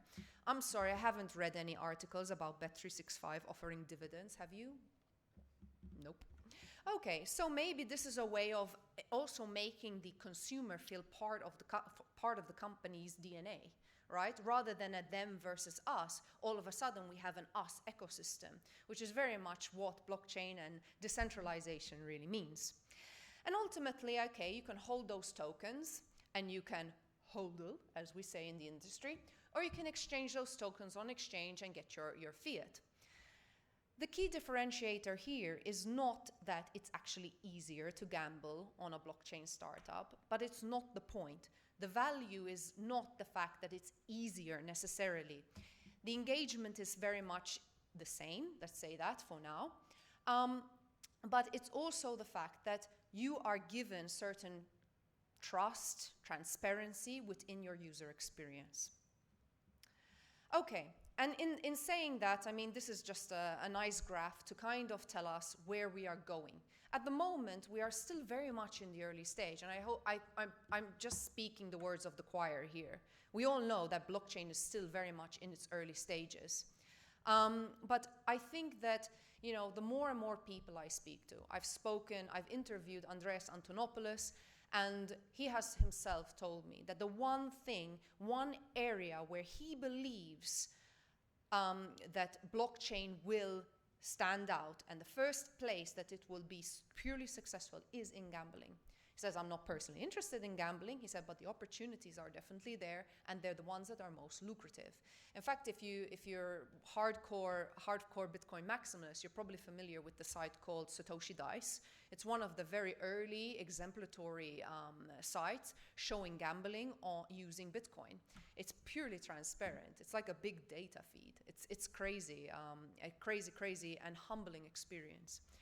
Okay, so we're moving from DApps, we've seen the demand, we're going from prototypes, we're seeing people come out, we're seeing them develop these DApps, we're seeing the demand, we're seeing the volume, we're starting to see the monetization, and slowly we will see the mass adoption.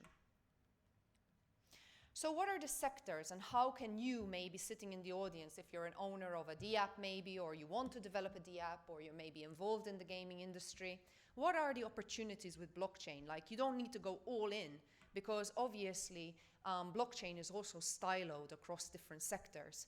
So it could definitely be a new demographic of players. I mean, if you take a look at Unicorn's numbers and you can see how they've developed this technology towards an esport crowd, it's phenomenal.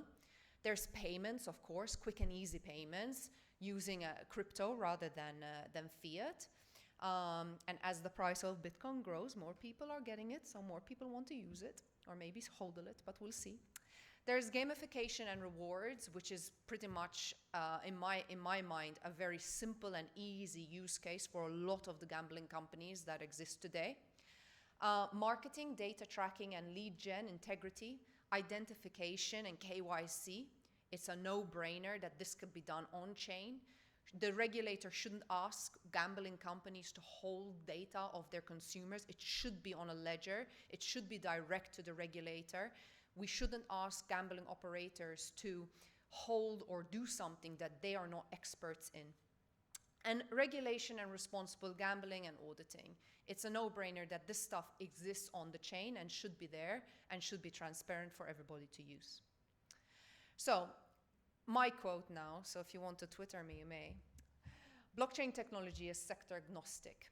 It speeds up operational processes, increases margins, revenues, return on investment, and overall profitability. I stand by this very strongly. And so does my clicker. Thank you.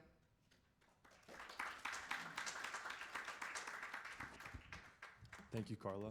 Do we have any questions from the audience?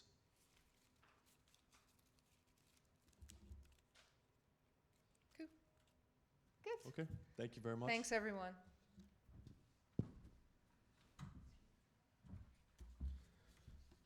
Okay, so our next session is about smart contracts and how they change risk assessments and the ways they can be used to automate compliance. And we're very happy to have with us today Fabio Hidlebrand. He came all the way over to Malta from Brazil, and Fabio has over 13 years of experience in the tech audit and information security sectors. He's also worked in PricewaterhouseCoopers and leaders in the Brazilian industry, such as Volkswagen, Azul Airlines, and Dafiti. He's also CISSP and CISA certified, and he has transitioned to the Ethereum space in 2017 to focus on smart contract security, and he currently manages operations and dApp development at Solidified. So thank you, Fabio, for coming. Thank you. Thanks, James, for the intro. Let me see if I... is this one? Oh, got it. Thank you. So nice talking to you guys today. Thanks a lot, James, and also Alexis, that is not here, for the opportunity and for the idea on the presentation. That's very interesting for me.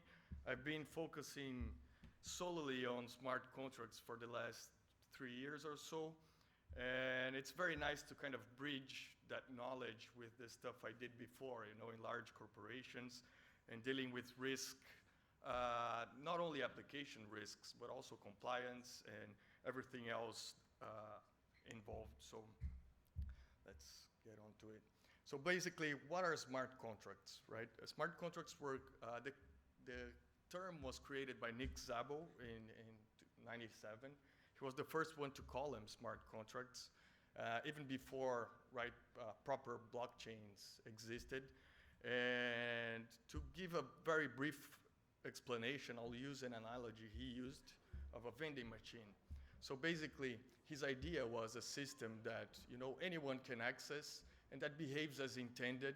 So it's basically, you don't control access to it. It's wide open and it's decentralized. So much like a vending machine. So in a vending machine, you go in there, drop a coin, and get whatever you have, or whatever you chose. So that's kind of how they work, right? They came to fruition in Bitcoin first, with Bitcoin scripts, and they became quasi-Turing complete in Ethereum. By Turing complete, I mean that they can compute pretty much any problem that is computable. And by quasi-Turing complete is there are some limitations in Ethereum, basically around gas, so in order to avoid denial of service attacks. Lastly, smart contracts are different than contracts. They're not legally binding. I like to say they're technically binding. So basically, once you code them and upload them there, you can expect that they will behave like that forever, right? So the code is stored in a block, much like a transaction. And once there, it's very easy to verify, right? And it's very hard to change it. So yeah, this is a term like we hear like everywhere. Code is law, and why is that? Basically, once you post the code there, it's almost unchangeable, right? And this is why code is law. I mean, we had some good and bad experiences with this. Howard mentioned the DAO here. So basically, once the code is there, it will behave like that forever, right? It will last forever doing the same thing.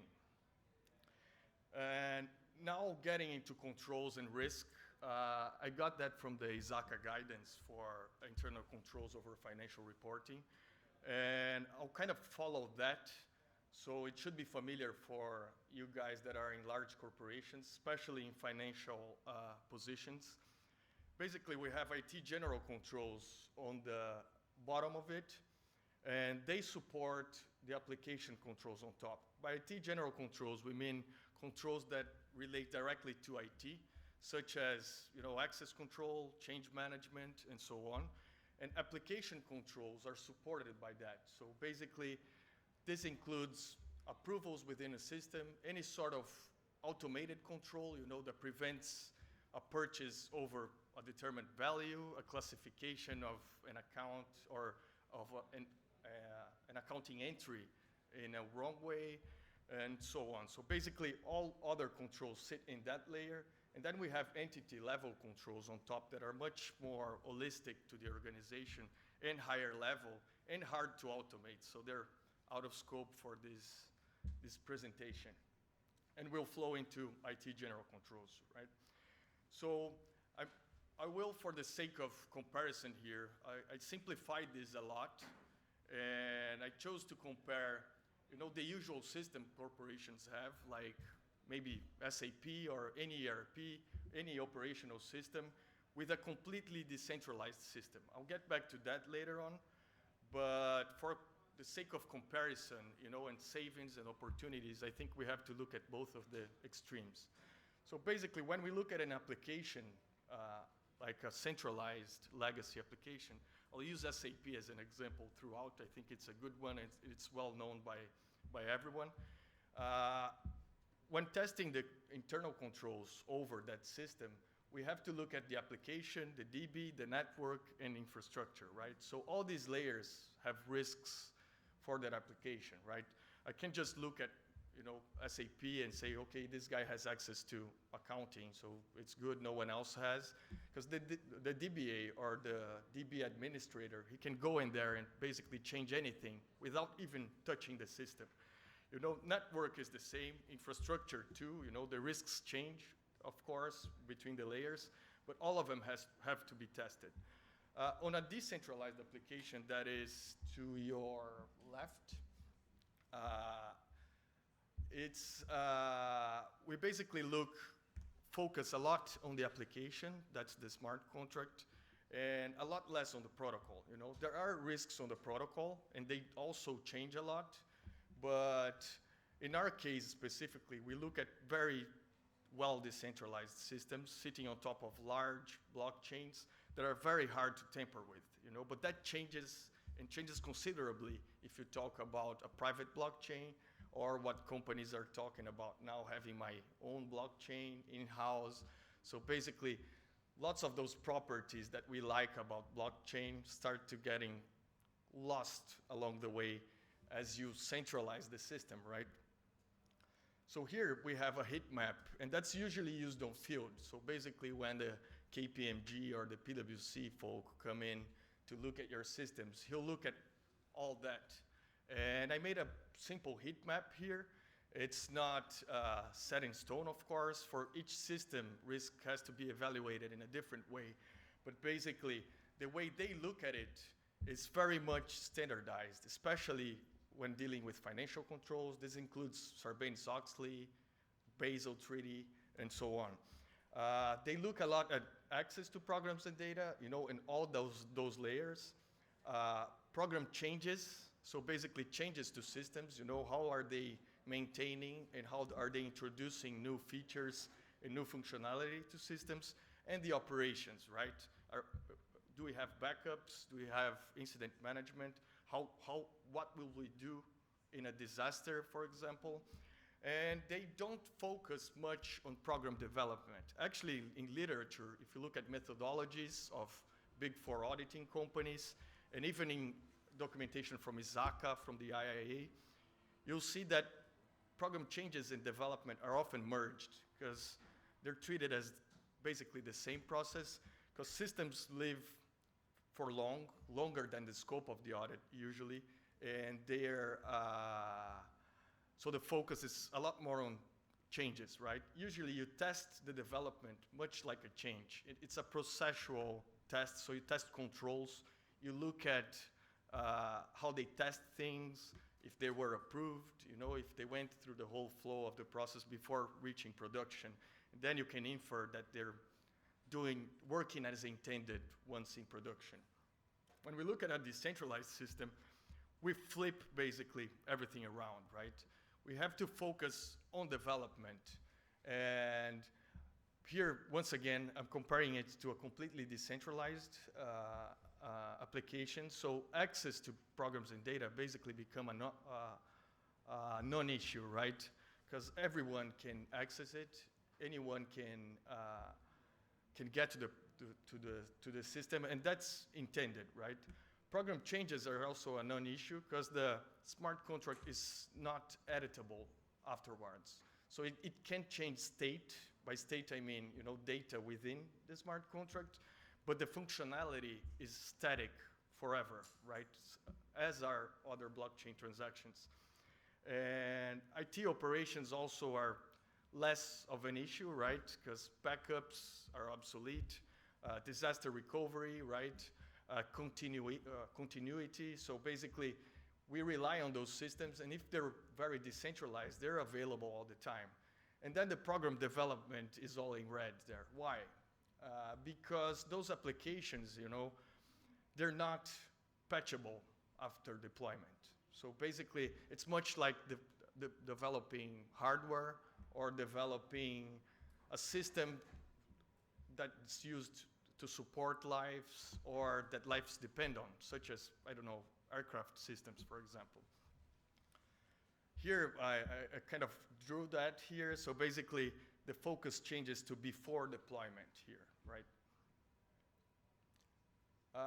Here, a number of things, right? People assume that, often say that smart contracts are secure, period, but they're not, right? They're as secure as they were coded by the developer. So basically, we see a lot of hacks. This is not, this number is not just for smart contract hacks. I had a hard time finding one specific, so it deals with wider crypto hacks. But we do see a lot of hacks, right? And they're especially hackable because they're public, right? Anyone can see the code, anyone can get to them, they're not behind firewalls, so it happens. And this is another reason you have to be very careful before sending them to chain. Also some exceptions here, right? And some things that are hard to crack with smart contracts. Confidentiality is one. If you're in a fully decentralized network, everything is public. If you need to hide information there, you have to encrypt it before sending it, right? If your smart contracts depend on that information to function, it's also a harder problem. It's addressable by zero-knowledge proofs, but it starts to getting harder and being more expensive to compute on-chain, right? We have a line there saying public versus private blockchains, and that's a very important one. This changes the risk around your application a lot, right? The private blockchains come in all shapes and sizes. So basically, if you have 3 participants in a network, it's not decentralized at all. Any 2 of them could collude and basically change anything that's in there. The third one there is owner and admin roles. This is for developers. You know, we see a lot of those in smart contracts. Basically, you create functions that are specific to admins, and those are a risk in itself. You know, I particularly don't like them. I like to see smart contracts that are fully permissionless. You know, if you have that, you have other risks, right? That key could probably be a potent attack vector if lost or if compromised. Some hybrid models also exist today, and risk will also, you know, change back and forth depending on how they're created. And lastly, upgradability. You know, people have been talking about upgrading smart contracts for a while, and that's not technically possible, right? So, but there are creative ways of doing it. Basically, you can store your data in one smart contract and the logic in another one.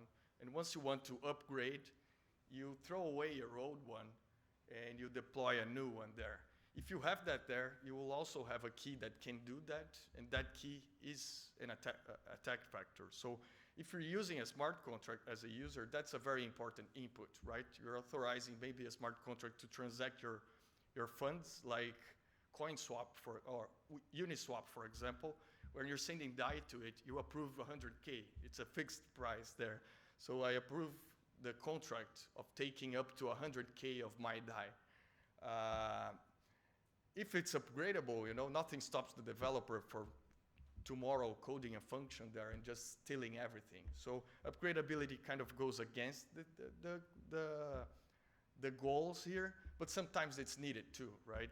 Bugs happen, and it's good to patch them, and applications also evolve over time. So you have to have a balance of all these things. You know, the more decentralized, usually the better. Here I have a map too. I just illustrated one with what would be an application that is, you know, in a private blockchain and upgradable. So basically it changes a lot. It brings us back to the usual ITGC risk assessment, you know, the more you centralize it. Now we get to application controls, right? If you have your IT general controls working well, you can rely on automated controls that were coded into the system. And here's where we'll get to the point of, you know, what are the opportunities and savings, right? Application controls, just a quick description, they can be automated or manual, and we have some examples there. The list could go on forever. We have basically any control that can be coded into a system, even if it depends from like human interaction, is considered an application control. And of course, to rely on them, the IT general controls have to be okay and tested before. And here I chose to, you know, bring back that saying application controls are the law. Why? If you code them into your smart contracts, they become the law, and they will be executed as intended forever, right? So this applies for anything, right? So any controls related to compliance or internal controls, for management, can be coded in a way that it's basically unchangeable. You have a setup and forget automated control that will work pretty much forever, right? And that's a big opportunity for corporations. And we're starting to see, corporations looking at this and, demand popping up from corporations. And I only see this increasing because of these opportunities. So we'll look at a couple of smart contracts that are on Ethereum, and I'll compare them with usual regulations. I hope you know the regulations too. I try to bring in some well-known stuff to illustrate this. Basically, we have the MakerDAO CDP here. These contracts are used to create DAI. DAI is a stable coin. It sits on Ethereum. It's a fully decentralized smart contract. And basically, what you do is you send DAI to it, you send Ether to it, sorry, and you have to have a 150% minimum collateral, and you can withdraw DAI from it, right? And we have the same problem here as in the Basel Treaty, right? We're talking about liquidity requirements, prevent, banks or users from over-leveraging, and we also have a minimal collateral there. So how do we enforce that automatically in a smart contract, right? Here we have a piece of code. Don't worry too much about it. It's hard to understand, especially due to MakerDAO's coding style there. Basically, this function works as a watchdog for CDPs. So if I have my CDP there and I'm on the verge of 150% ratio, right? If the ETH value decreases, I will soon be, below the liquidity ratio or the required liquidity ratio. And how did they code this to work, right? Smart contracts are not self-executing, so they cannot execute by themselves as usual systems. They have to be provoked by an outside player through a transaction. So basically, in this function, it allows anyone with access to the network to be the watchdog.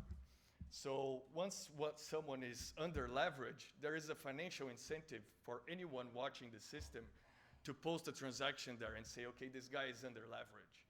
And then once this is done, it triggers several other actions, right? It will liquidate your Ether, and it will also penalize the CDP owner. And this ensures, DAI stays pegged at $1, and it doesn't decrease in value if, ETH price crashes. The second case here, we have Melonport, right? Melonport is a fund management protocol. Basically, it allows anyone to come in and manage a fund, and anyone to come in and buy quotas of that fund and invest in someone they don't even know, right? They do have some challenges around compliance that look very much like a fund you would see in an investment bank, right? You have to know your customer, anti-money laundering. Depending on the fund, you have several restrictions for the fund manager, right? He can only buy determined assets. He cannot concentrate too much the portfolio. So how did they address this, right? They actually flexibilized it, and they made a way in which each fund can have its own rules, right? So basically, once you're creating a fund, you will adapt it to how it should work. And things that are possible, right? Some of them are already coded, some are in their roadmap. But basically, it allows you to whitelist addresses, right? So I can use an external KYC provider to only allow people that went through the process to buy quotas from the fund. I can whitelist assets, so I can limit the assets that the fund manager can trade, position concentration, number of positions, manager activity. So if he sits there for too long, someone external can come in and flag it, basically. And the fund manager will be punished. Best price, market cap, and the list goes on, right? And it's flexible, it can increase over time. Basically, what we're doing here is a compliance function of an investment bank or of a fund, right? The compliance function is an expensive function in a bank. So we basically have monitoring controls over this. You'll have people in the end of the month, looking at what happened during the month and producing reports and trying to flag unwanted situations, right? In this new way, we can automate those things. So we can basically prevent and not allow the fund manager at all to misbehave, right? As long as we code what we don't want him to do there, he won't be able to actually perform these things.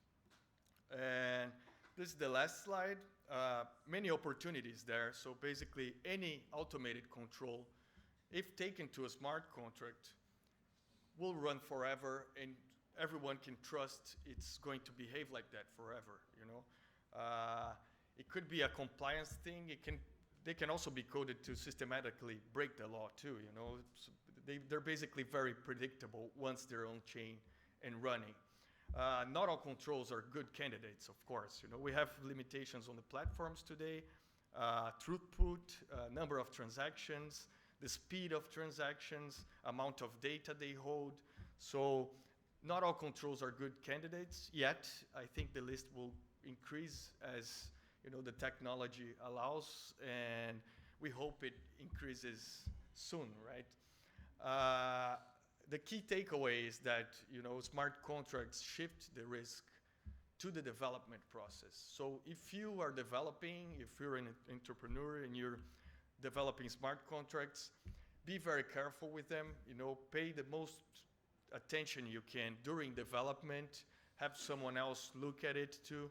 Use best practices, because basically after you deploy it, you can sleep well and not worry about it as you would with a legacy application, right? You don't need to worry if it's online, if it's behaving as intended, or if people are tampering with it.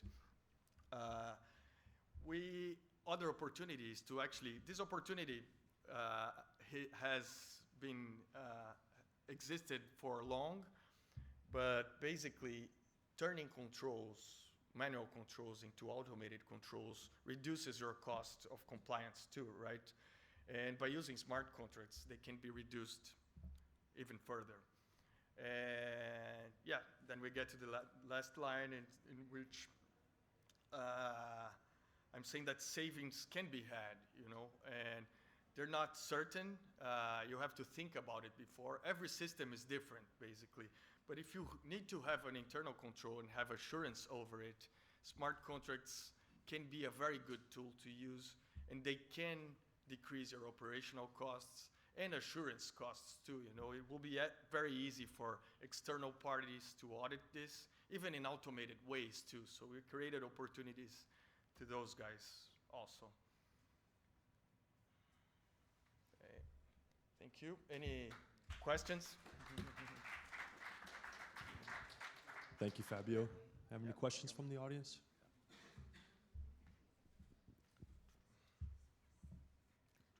Good morning, good afternoon. We're Morning. almost afternoon.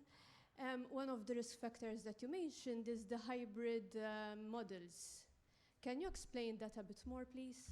Yeah, we see a lot of those nowadays. I mean, blockchains are still sort of limited, right? They have several limitations, the systems we have nowadays, and that we can rely on. I mean, that are really decentralized, right? We want a system that is really decentralized to get these benefits, right? We see some tools out there that are not as decentralized as they should, and they give the false impression, right? I put a smart contract in a one-node blockchain. It's just like an old-school system, right? But hybrid applications are needed today. Why? Because let's imagine I need to send a ton of data, right, or store it. How do I do that? It's impossible to send it to chain, right? There's a severe limitation on what I can include there. So what people do is they will hash this information, send it to chain, just so I ensure its integrity, right? It sits there on chain, but then the information itself, I'll put it, I can send it to the cloud or in a legacy database too. And that applies for everything, even like the speed of transactions, we can use like layer 2 solutions, of course, but sometimes people choose to abstract them and treat them centrally. And it's a fair thing to do, and it's needed, but we try to avoid it. I mean, the more decentralized it is, the easier it is to take care of it and to test it before and make sure nothing happens, you know, because the most important piece has to be running on chain. But yeah, they come in all shapes and sizes too, and they're needed basically. So, and you will have, like, even for a completely decentralized application, you usually have a front end users use, and we like to see front ends that are just a presentation layer, that are really not relevant for the security of the application. Good applications should be usable directly on chain too. But yeah, all these things, as you add them, your risk landscape will change along with them, you know. I have a question on the pricing of smart contracts. Do you have any idea of the transaction costs? Transaction costs, well, they're cheap. They vary between blockchains. And in case of Ethereum, it's a fixed gas cost for transferring value, but you can set the gas price, right? That's how the mechanism works. So you multiply these two and you get to the actual cost. I would say they're cheap, but it depends, you know. They're a lot more expensive than using a centralized system. If you have a server on Amazon, the transactions you send over there will cost a fraction of what they would cost on chain. The cost of transactions on chain are also somewhat different, because nowadays, the user or whoever is sending the transaction pays for the cost, right? So you can also kind of dilute that cost and expect that your users will pay whenever they interact with it. This is also changing, right? This is a barrier for adoption. It's the classical example of people having to buy ETH to transact the token they got for free in the conference, right? But this is changing too. You know, we're seeing companies financing the gas cost and using meta transactions in a secure way, and you can still have someone pay for your gas and extract value from the application in maybe a different way. But if your background was from Poston also? Yeah, I was an external auditor in PwC, then an internal auditor in a number of companies. Volkswagen was one of them. So if you could perspectivize it into that price landscape, do you think this is a good alternative? Is it? It depends. I mean, for corporations, we have systems that have to be private, right? We don't want everything public. So if that's a thing, you have to start thinking about how you shape this, right? Private blockchains are also a thing for corporations, so it could be an opportunity, for example, in case of Volkswagen, to have all their suppliers and build a blockchain, a permissioned blockchain in which everyone participates. If they have enough nodes, you know, Volkswagen has plenty of suppliers, so it could be decentralized, and then we have a ledger between everyone, and you create trust just between those people. So I do see opportunities. It's not for everything, though. You have to look at the problem and see the limitations. It's the same thing as buying a legacy system, too. You have to kind of shape your problem and then try to attack it the best way, in a way that, you know, addresses your problems and it's safe. But for some specific cases, it's a very good opportunity. So what do you think concerning the testing and verification process when developing a smart contract? What do you think about using an algorithm or some software for testing and verification instead of using human developers? Yeah, I'm an enthusiast of tools. I use them all the time. I also audit myself, so I participate in audits. I like them a lot. I mean, they speed up the process, they bring results, right? You look at those reports, and there are a number of tools out there nowadays. But the tools, I think the consensus between us is that right now, in the current stage, they're not the definitive solution for this. Because they bring in the low-hanging fruits, right? So they will get like a possible integer overflow in your smart contract. They will flag that. And that's good, you know, that's something that we used to flag manually a lot before. But overall issues, you know, if the system is actually behaving as intended, and bugs buried like deep down below, you know, that are not very, how can I say, that are not visible, you know, from just simply reading the smart contract once, the tools will usually not take them and will not do a good job, you know, getting absolutely all bugs. So a mixed approach is advisable. That said, I really like the tools. There are some really good tools out there. And I do incentivize, you know, development teams to use the tools continuously. I mean, for them, it's a lot of value, you know. When we get code to audit that comes from teams that actually use tools in their process and that are aware of security issues, the quality is just on another level from, you know, teams that are just developing and that came from a centralized perspective in which you can, you know, move fast and break things. But yeah, basically it's this. I don't think tools will replace humans anytime soon. I think we need AI to evolve to maybe a couple of notches up to get to that level. But I like tools, yeah, they're good. Any more questions? Okay. Thank you very much, Fabio. Thanks, James.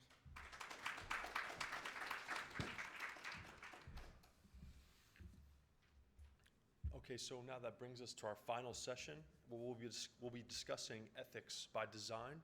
So how do privacy-enhancing technologies offer opportunities to reduce risks, and what is the blockchain's role in ethical frameworks? So we're delighted to have with us today one of the leaders in ethics and women in AI, Ivana Bartoletti. She's the head of privacy and data protection at GemServe. And Ivana works across various sectors from finance to ad tech and with also in the energy market. She's passionate about new technology, big data, AI, and blockchain and supports clients with their digitalization and innovation programs. Ivana is an international public speaker and a commentator on privacy, digital rights, data ethics, and regularly features on the BBC, and writes for The Guardian, Forbes, and also other outlets. So please welcome Ivana for our final session of the BAR seminar.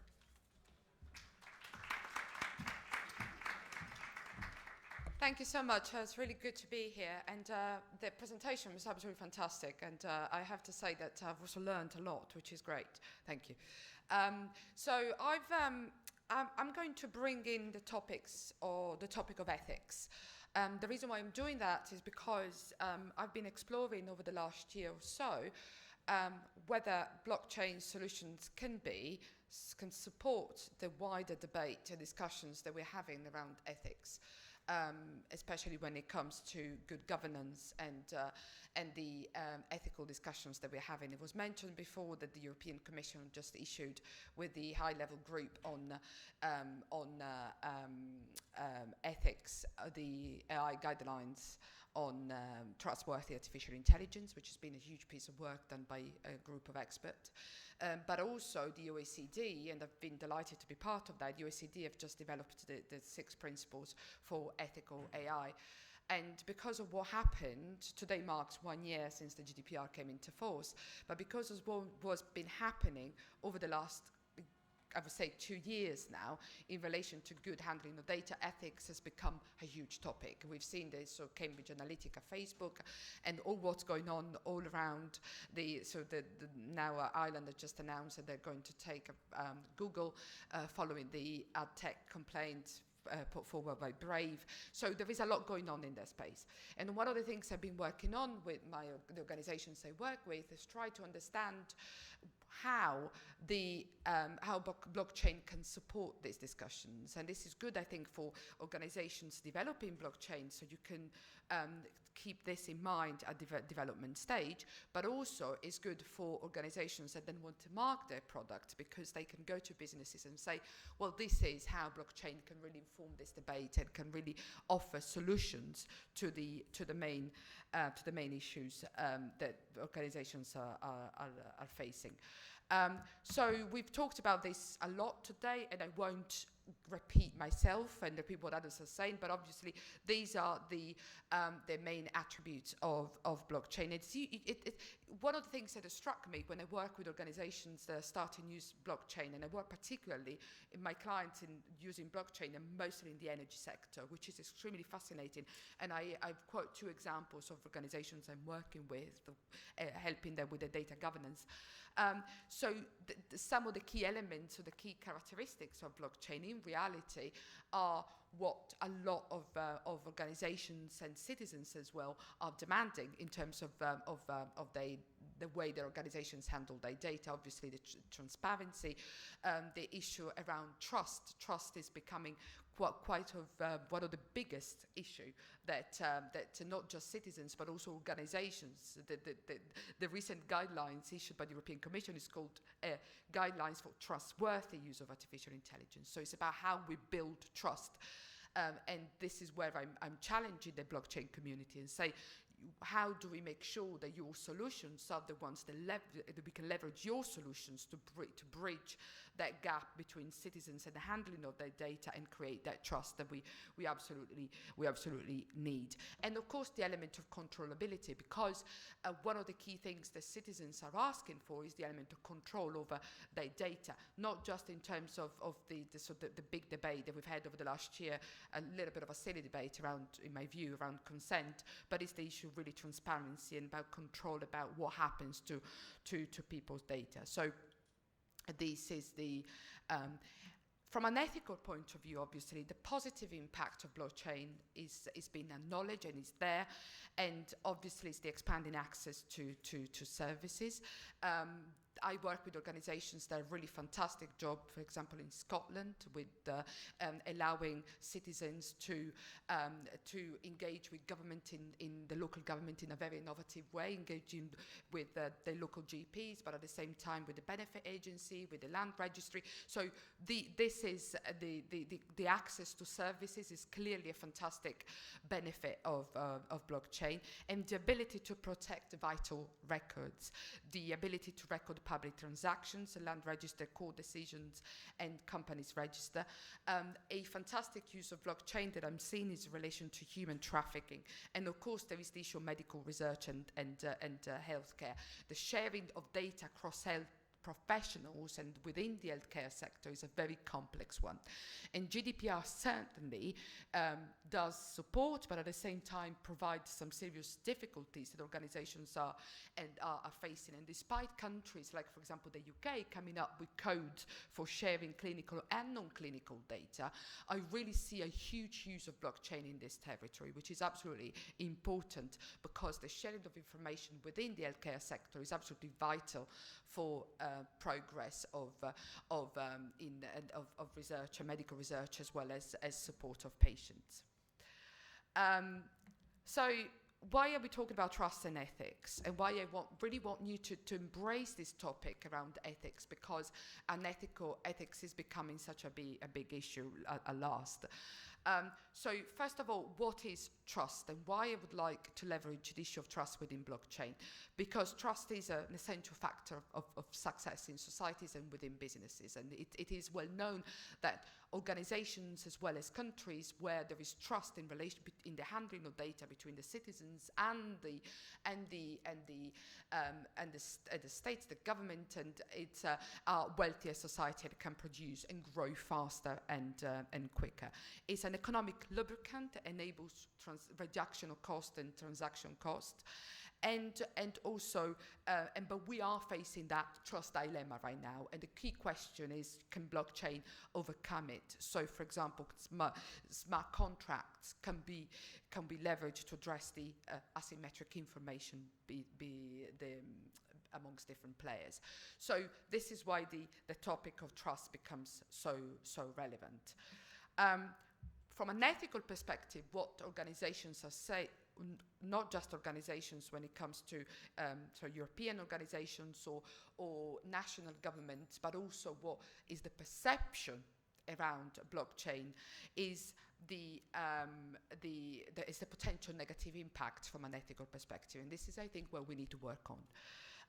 So the inscription of negative social impact in an immutable database, the risk of transparent or immutable personal information, and the relationship between GDPR and privacy.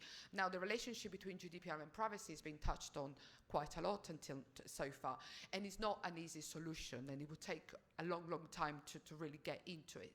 But the only thing I would like to say and add to what has been said so far is that at some point a trade-off is going to happen.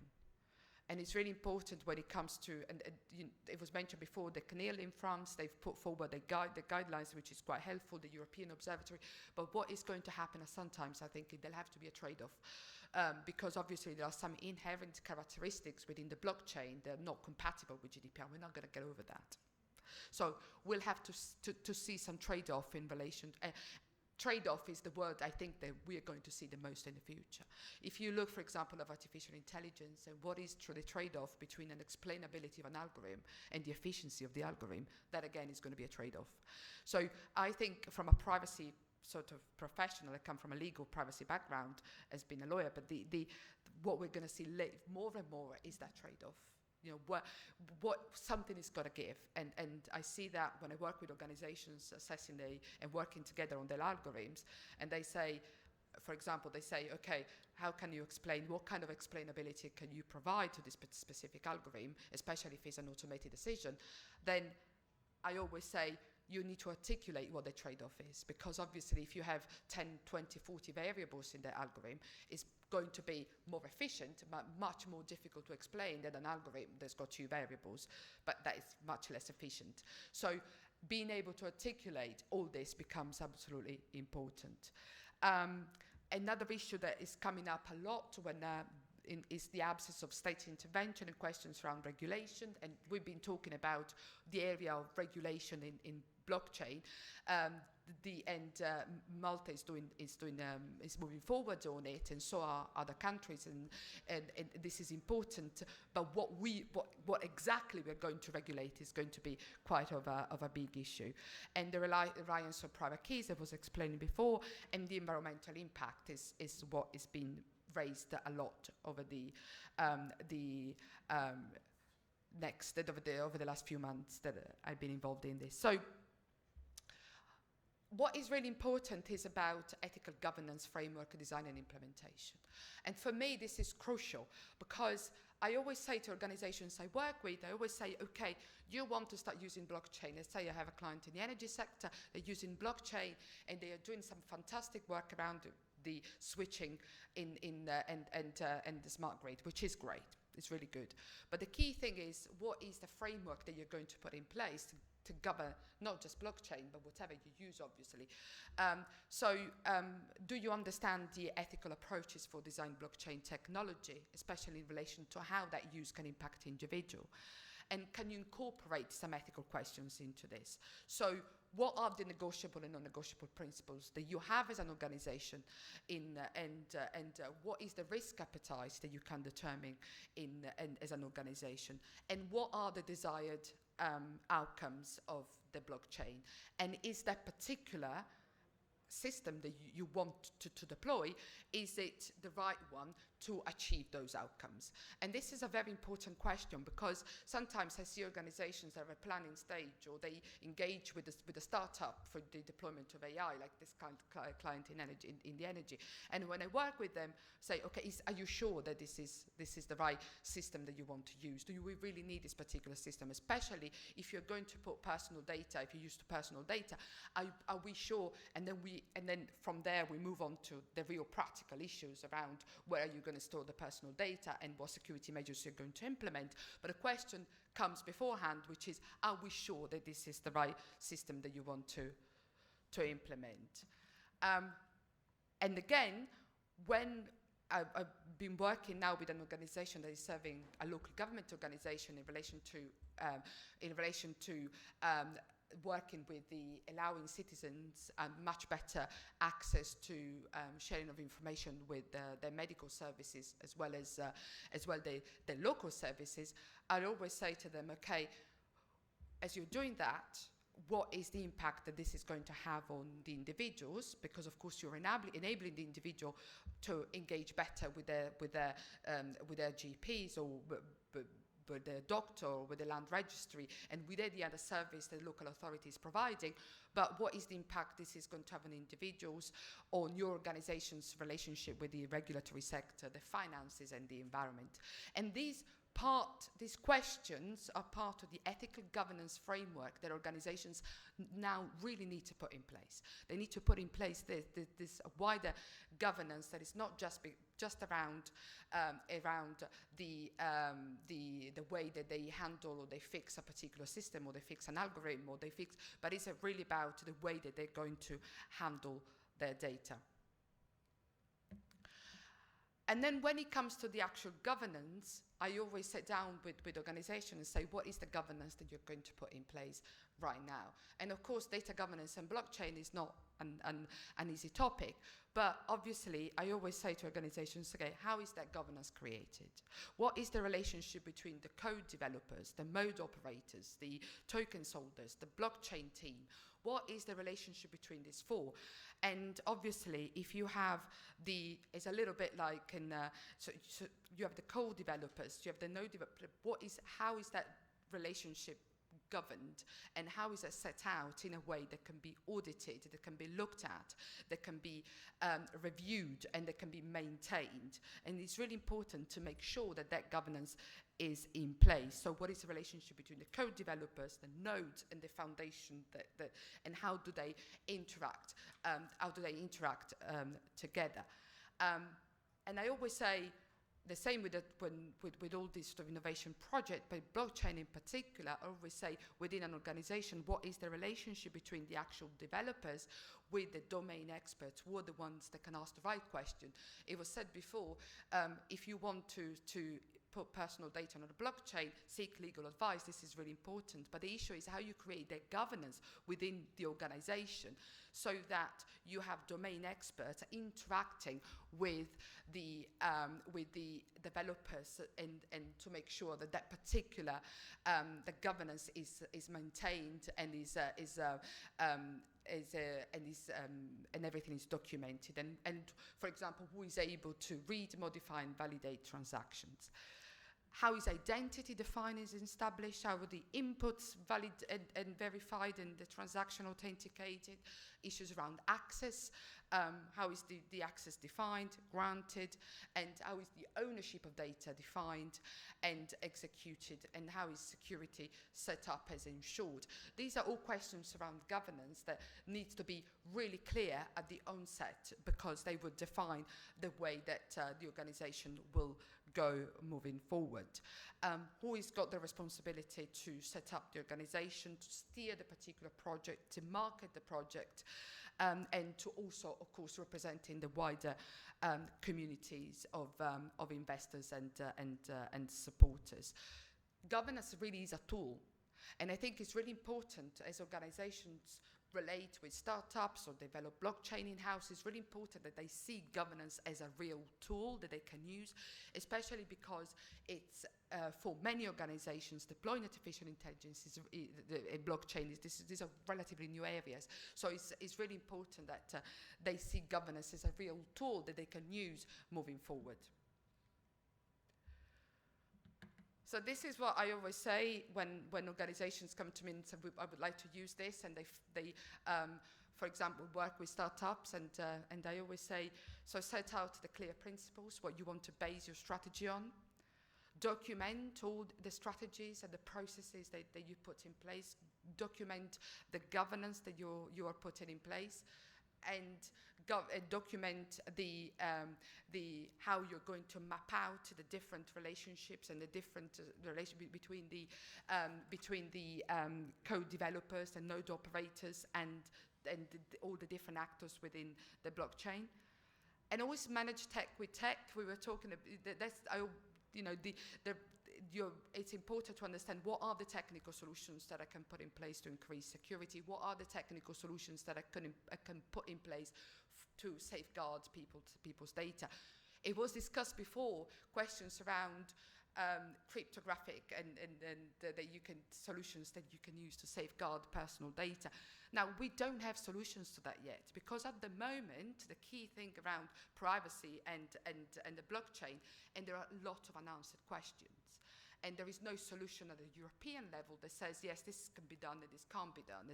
There are recommendations coming from the CNIL, recommendations coming from other organizations, but ultimately it is a risk-based approach that you need to use.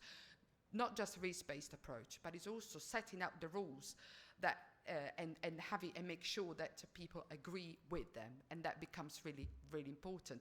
So, for example, if I work with a local government or a particular service, it's about engaging what are the rules and what do citizens feel comfortable with in relation to putting a data on an immutable chain, and how much are they comfortable with putting in there, and not everything can be sorted out with sort of simply compliance with GDPR, but it's also a risk-based approach, and it is also one of the key things that, for example, the DPIAs, which are amazing tools, say it's not just a yes or a no, but there is something really important which is called privacy by negotiation.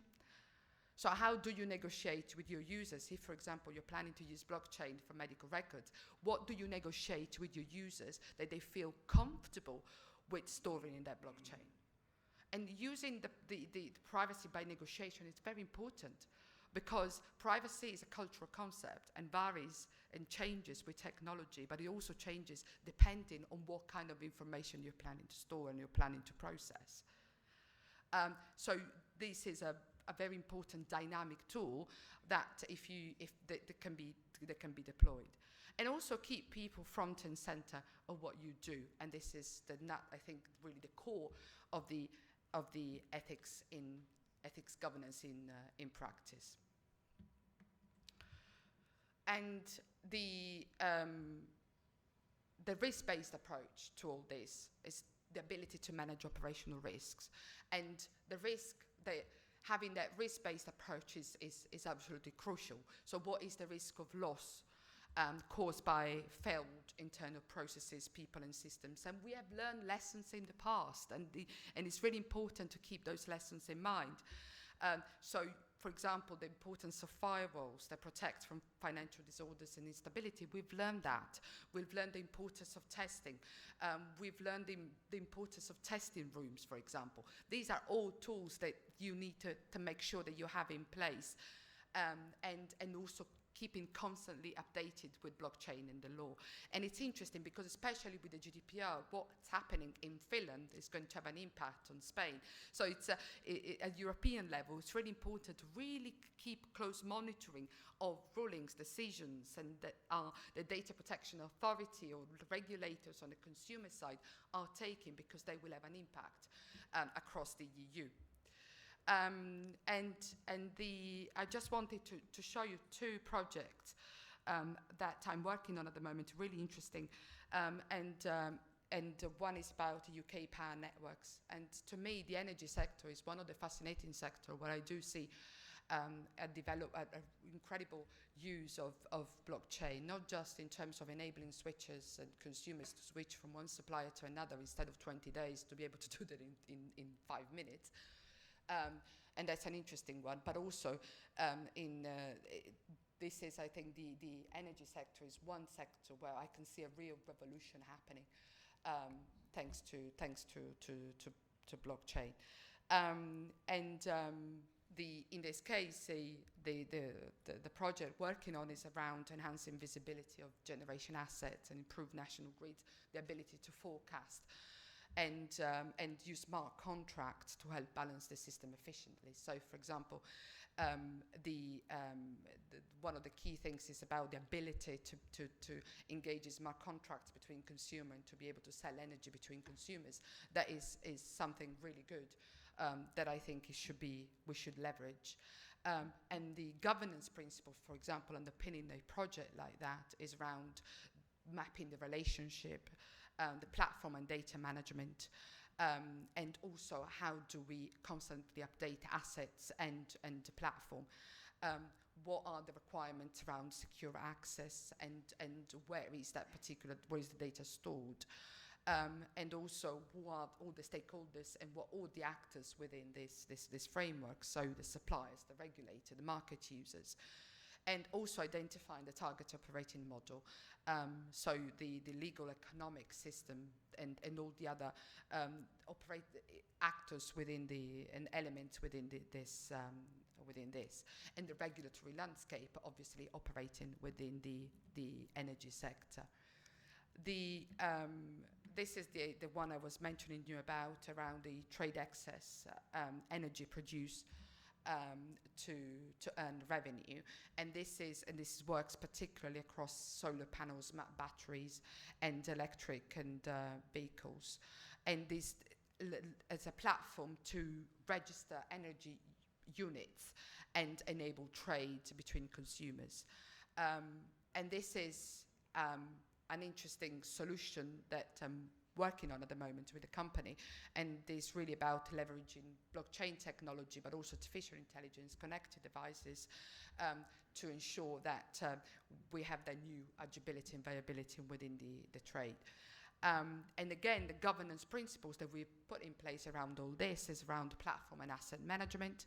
So how do you maintain accuracy of energy units and platform management, consumer data management, so how do we ensure that we preserve privacy and data protection on all the transactions that are happening?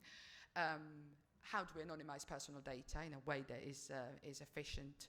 And how we secure the all system data storage, because we're talking about sensitive data. And obviously the cybersecurity element, which is around how do we reduce attack surfaces and secure identity and authorize transactions between the different users that want to trade their own supply of energy. So these are the governance principles that need to be established. So the two projects that I'm working on right now are really interesting because they call into account what is sort of a good governance structures for these projects, which are deployed a large scale. So and the reason why I mention them to you is because what I wanted you to know is the importance of governance and the importance of using governance as a tool, and that enables you to respond to some of the ethical concerns that are coming up a lot in the public debate, and companies need to come to terms with and say, this is what blockchain can be leveraged for. So I really hope that is a little bit of food for thought, and looking forward to questions.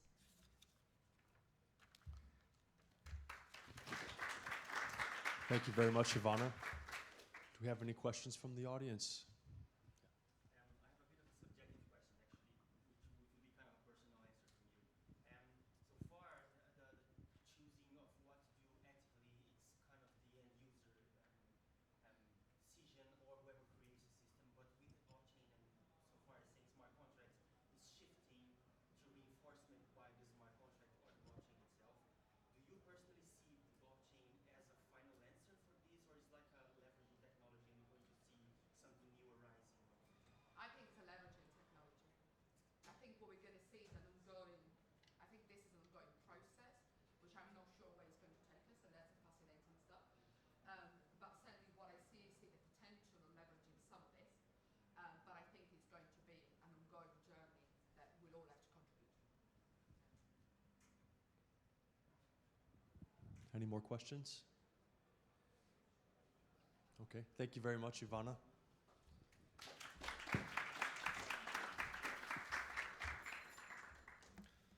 So before we conclude the bar seminar, I would just like to invite you to pull out your mobiles and flip over your attendance passes for those of you that are registered, that are around your necks, and take a photo of the QR code that's on the back.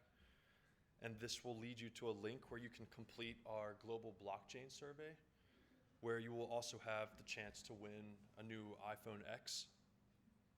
And on this survey, we actually have had some really interesting insights that I just wanted to share a little bit with you today. So we've had responses from about 49 different countries, including the US and Monaco, with about 66% of these responses from countries outside of Malta. So we're getting a larger perspective on the blockchain industry in general. And also the respondents, they tended to be basically senior management and at the board level, with only about 33% describing themselves as junior to middle, and about 47% from the director to CEO level. And also on the converse, about 45% have been more junior. And 67% of the respondents so far thought that blockchain technology would be extremely likely to have an impact on their jobs. And yet only 32% of our respondents of their organizations had actually completed an impact analysis. And the preparations for learning and development, these are topics that are on people's minds, and people are requesting different courses to follow up with more detailed knowledge on cryptocurrencies and smart contracts. So the Blockchain Academy, it's dedicated to providing training in the industry, and we would like to know more about your knowledge in blockchain and the industry in general. So we would just appreciate if you could complete the feedback forms that are located in the pamphlets. And once you finish them, you can give them to my colleague, Rika, who's in the back there at the registration desk. And she will then give you your certificate of coming to the seminar today. So finally, we just would like to thank all of our speakers that came here today. You guys came from a long trip around the world, and we really appreciate your insight and giving us some interesting insight on the risks in blockchain. And we hope that you enjoyed the bar seminar and hope you enjoyed the rest of the summit. So thank you very much.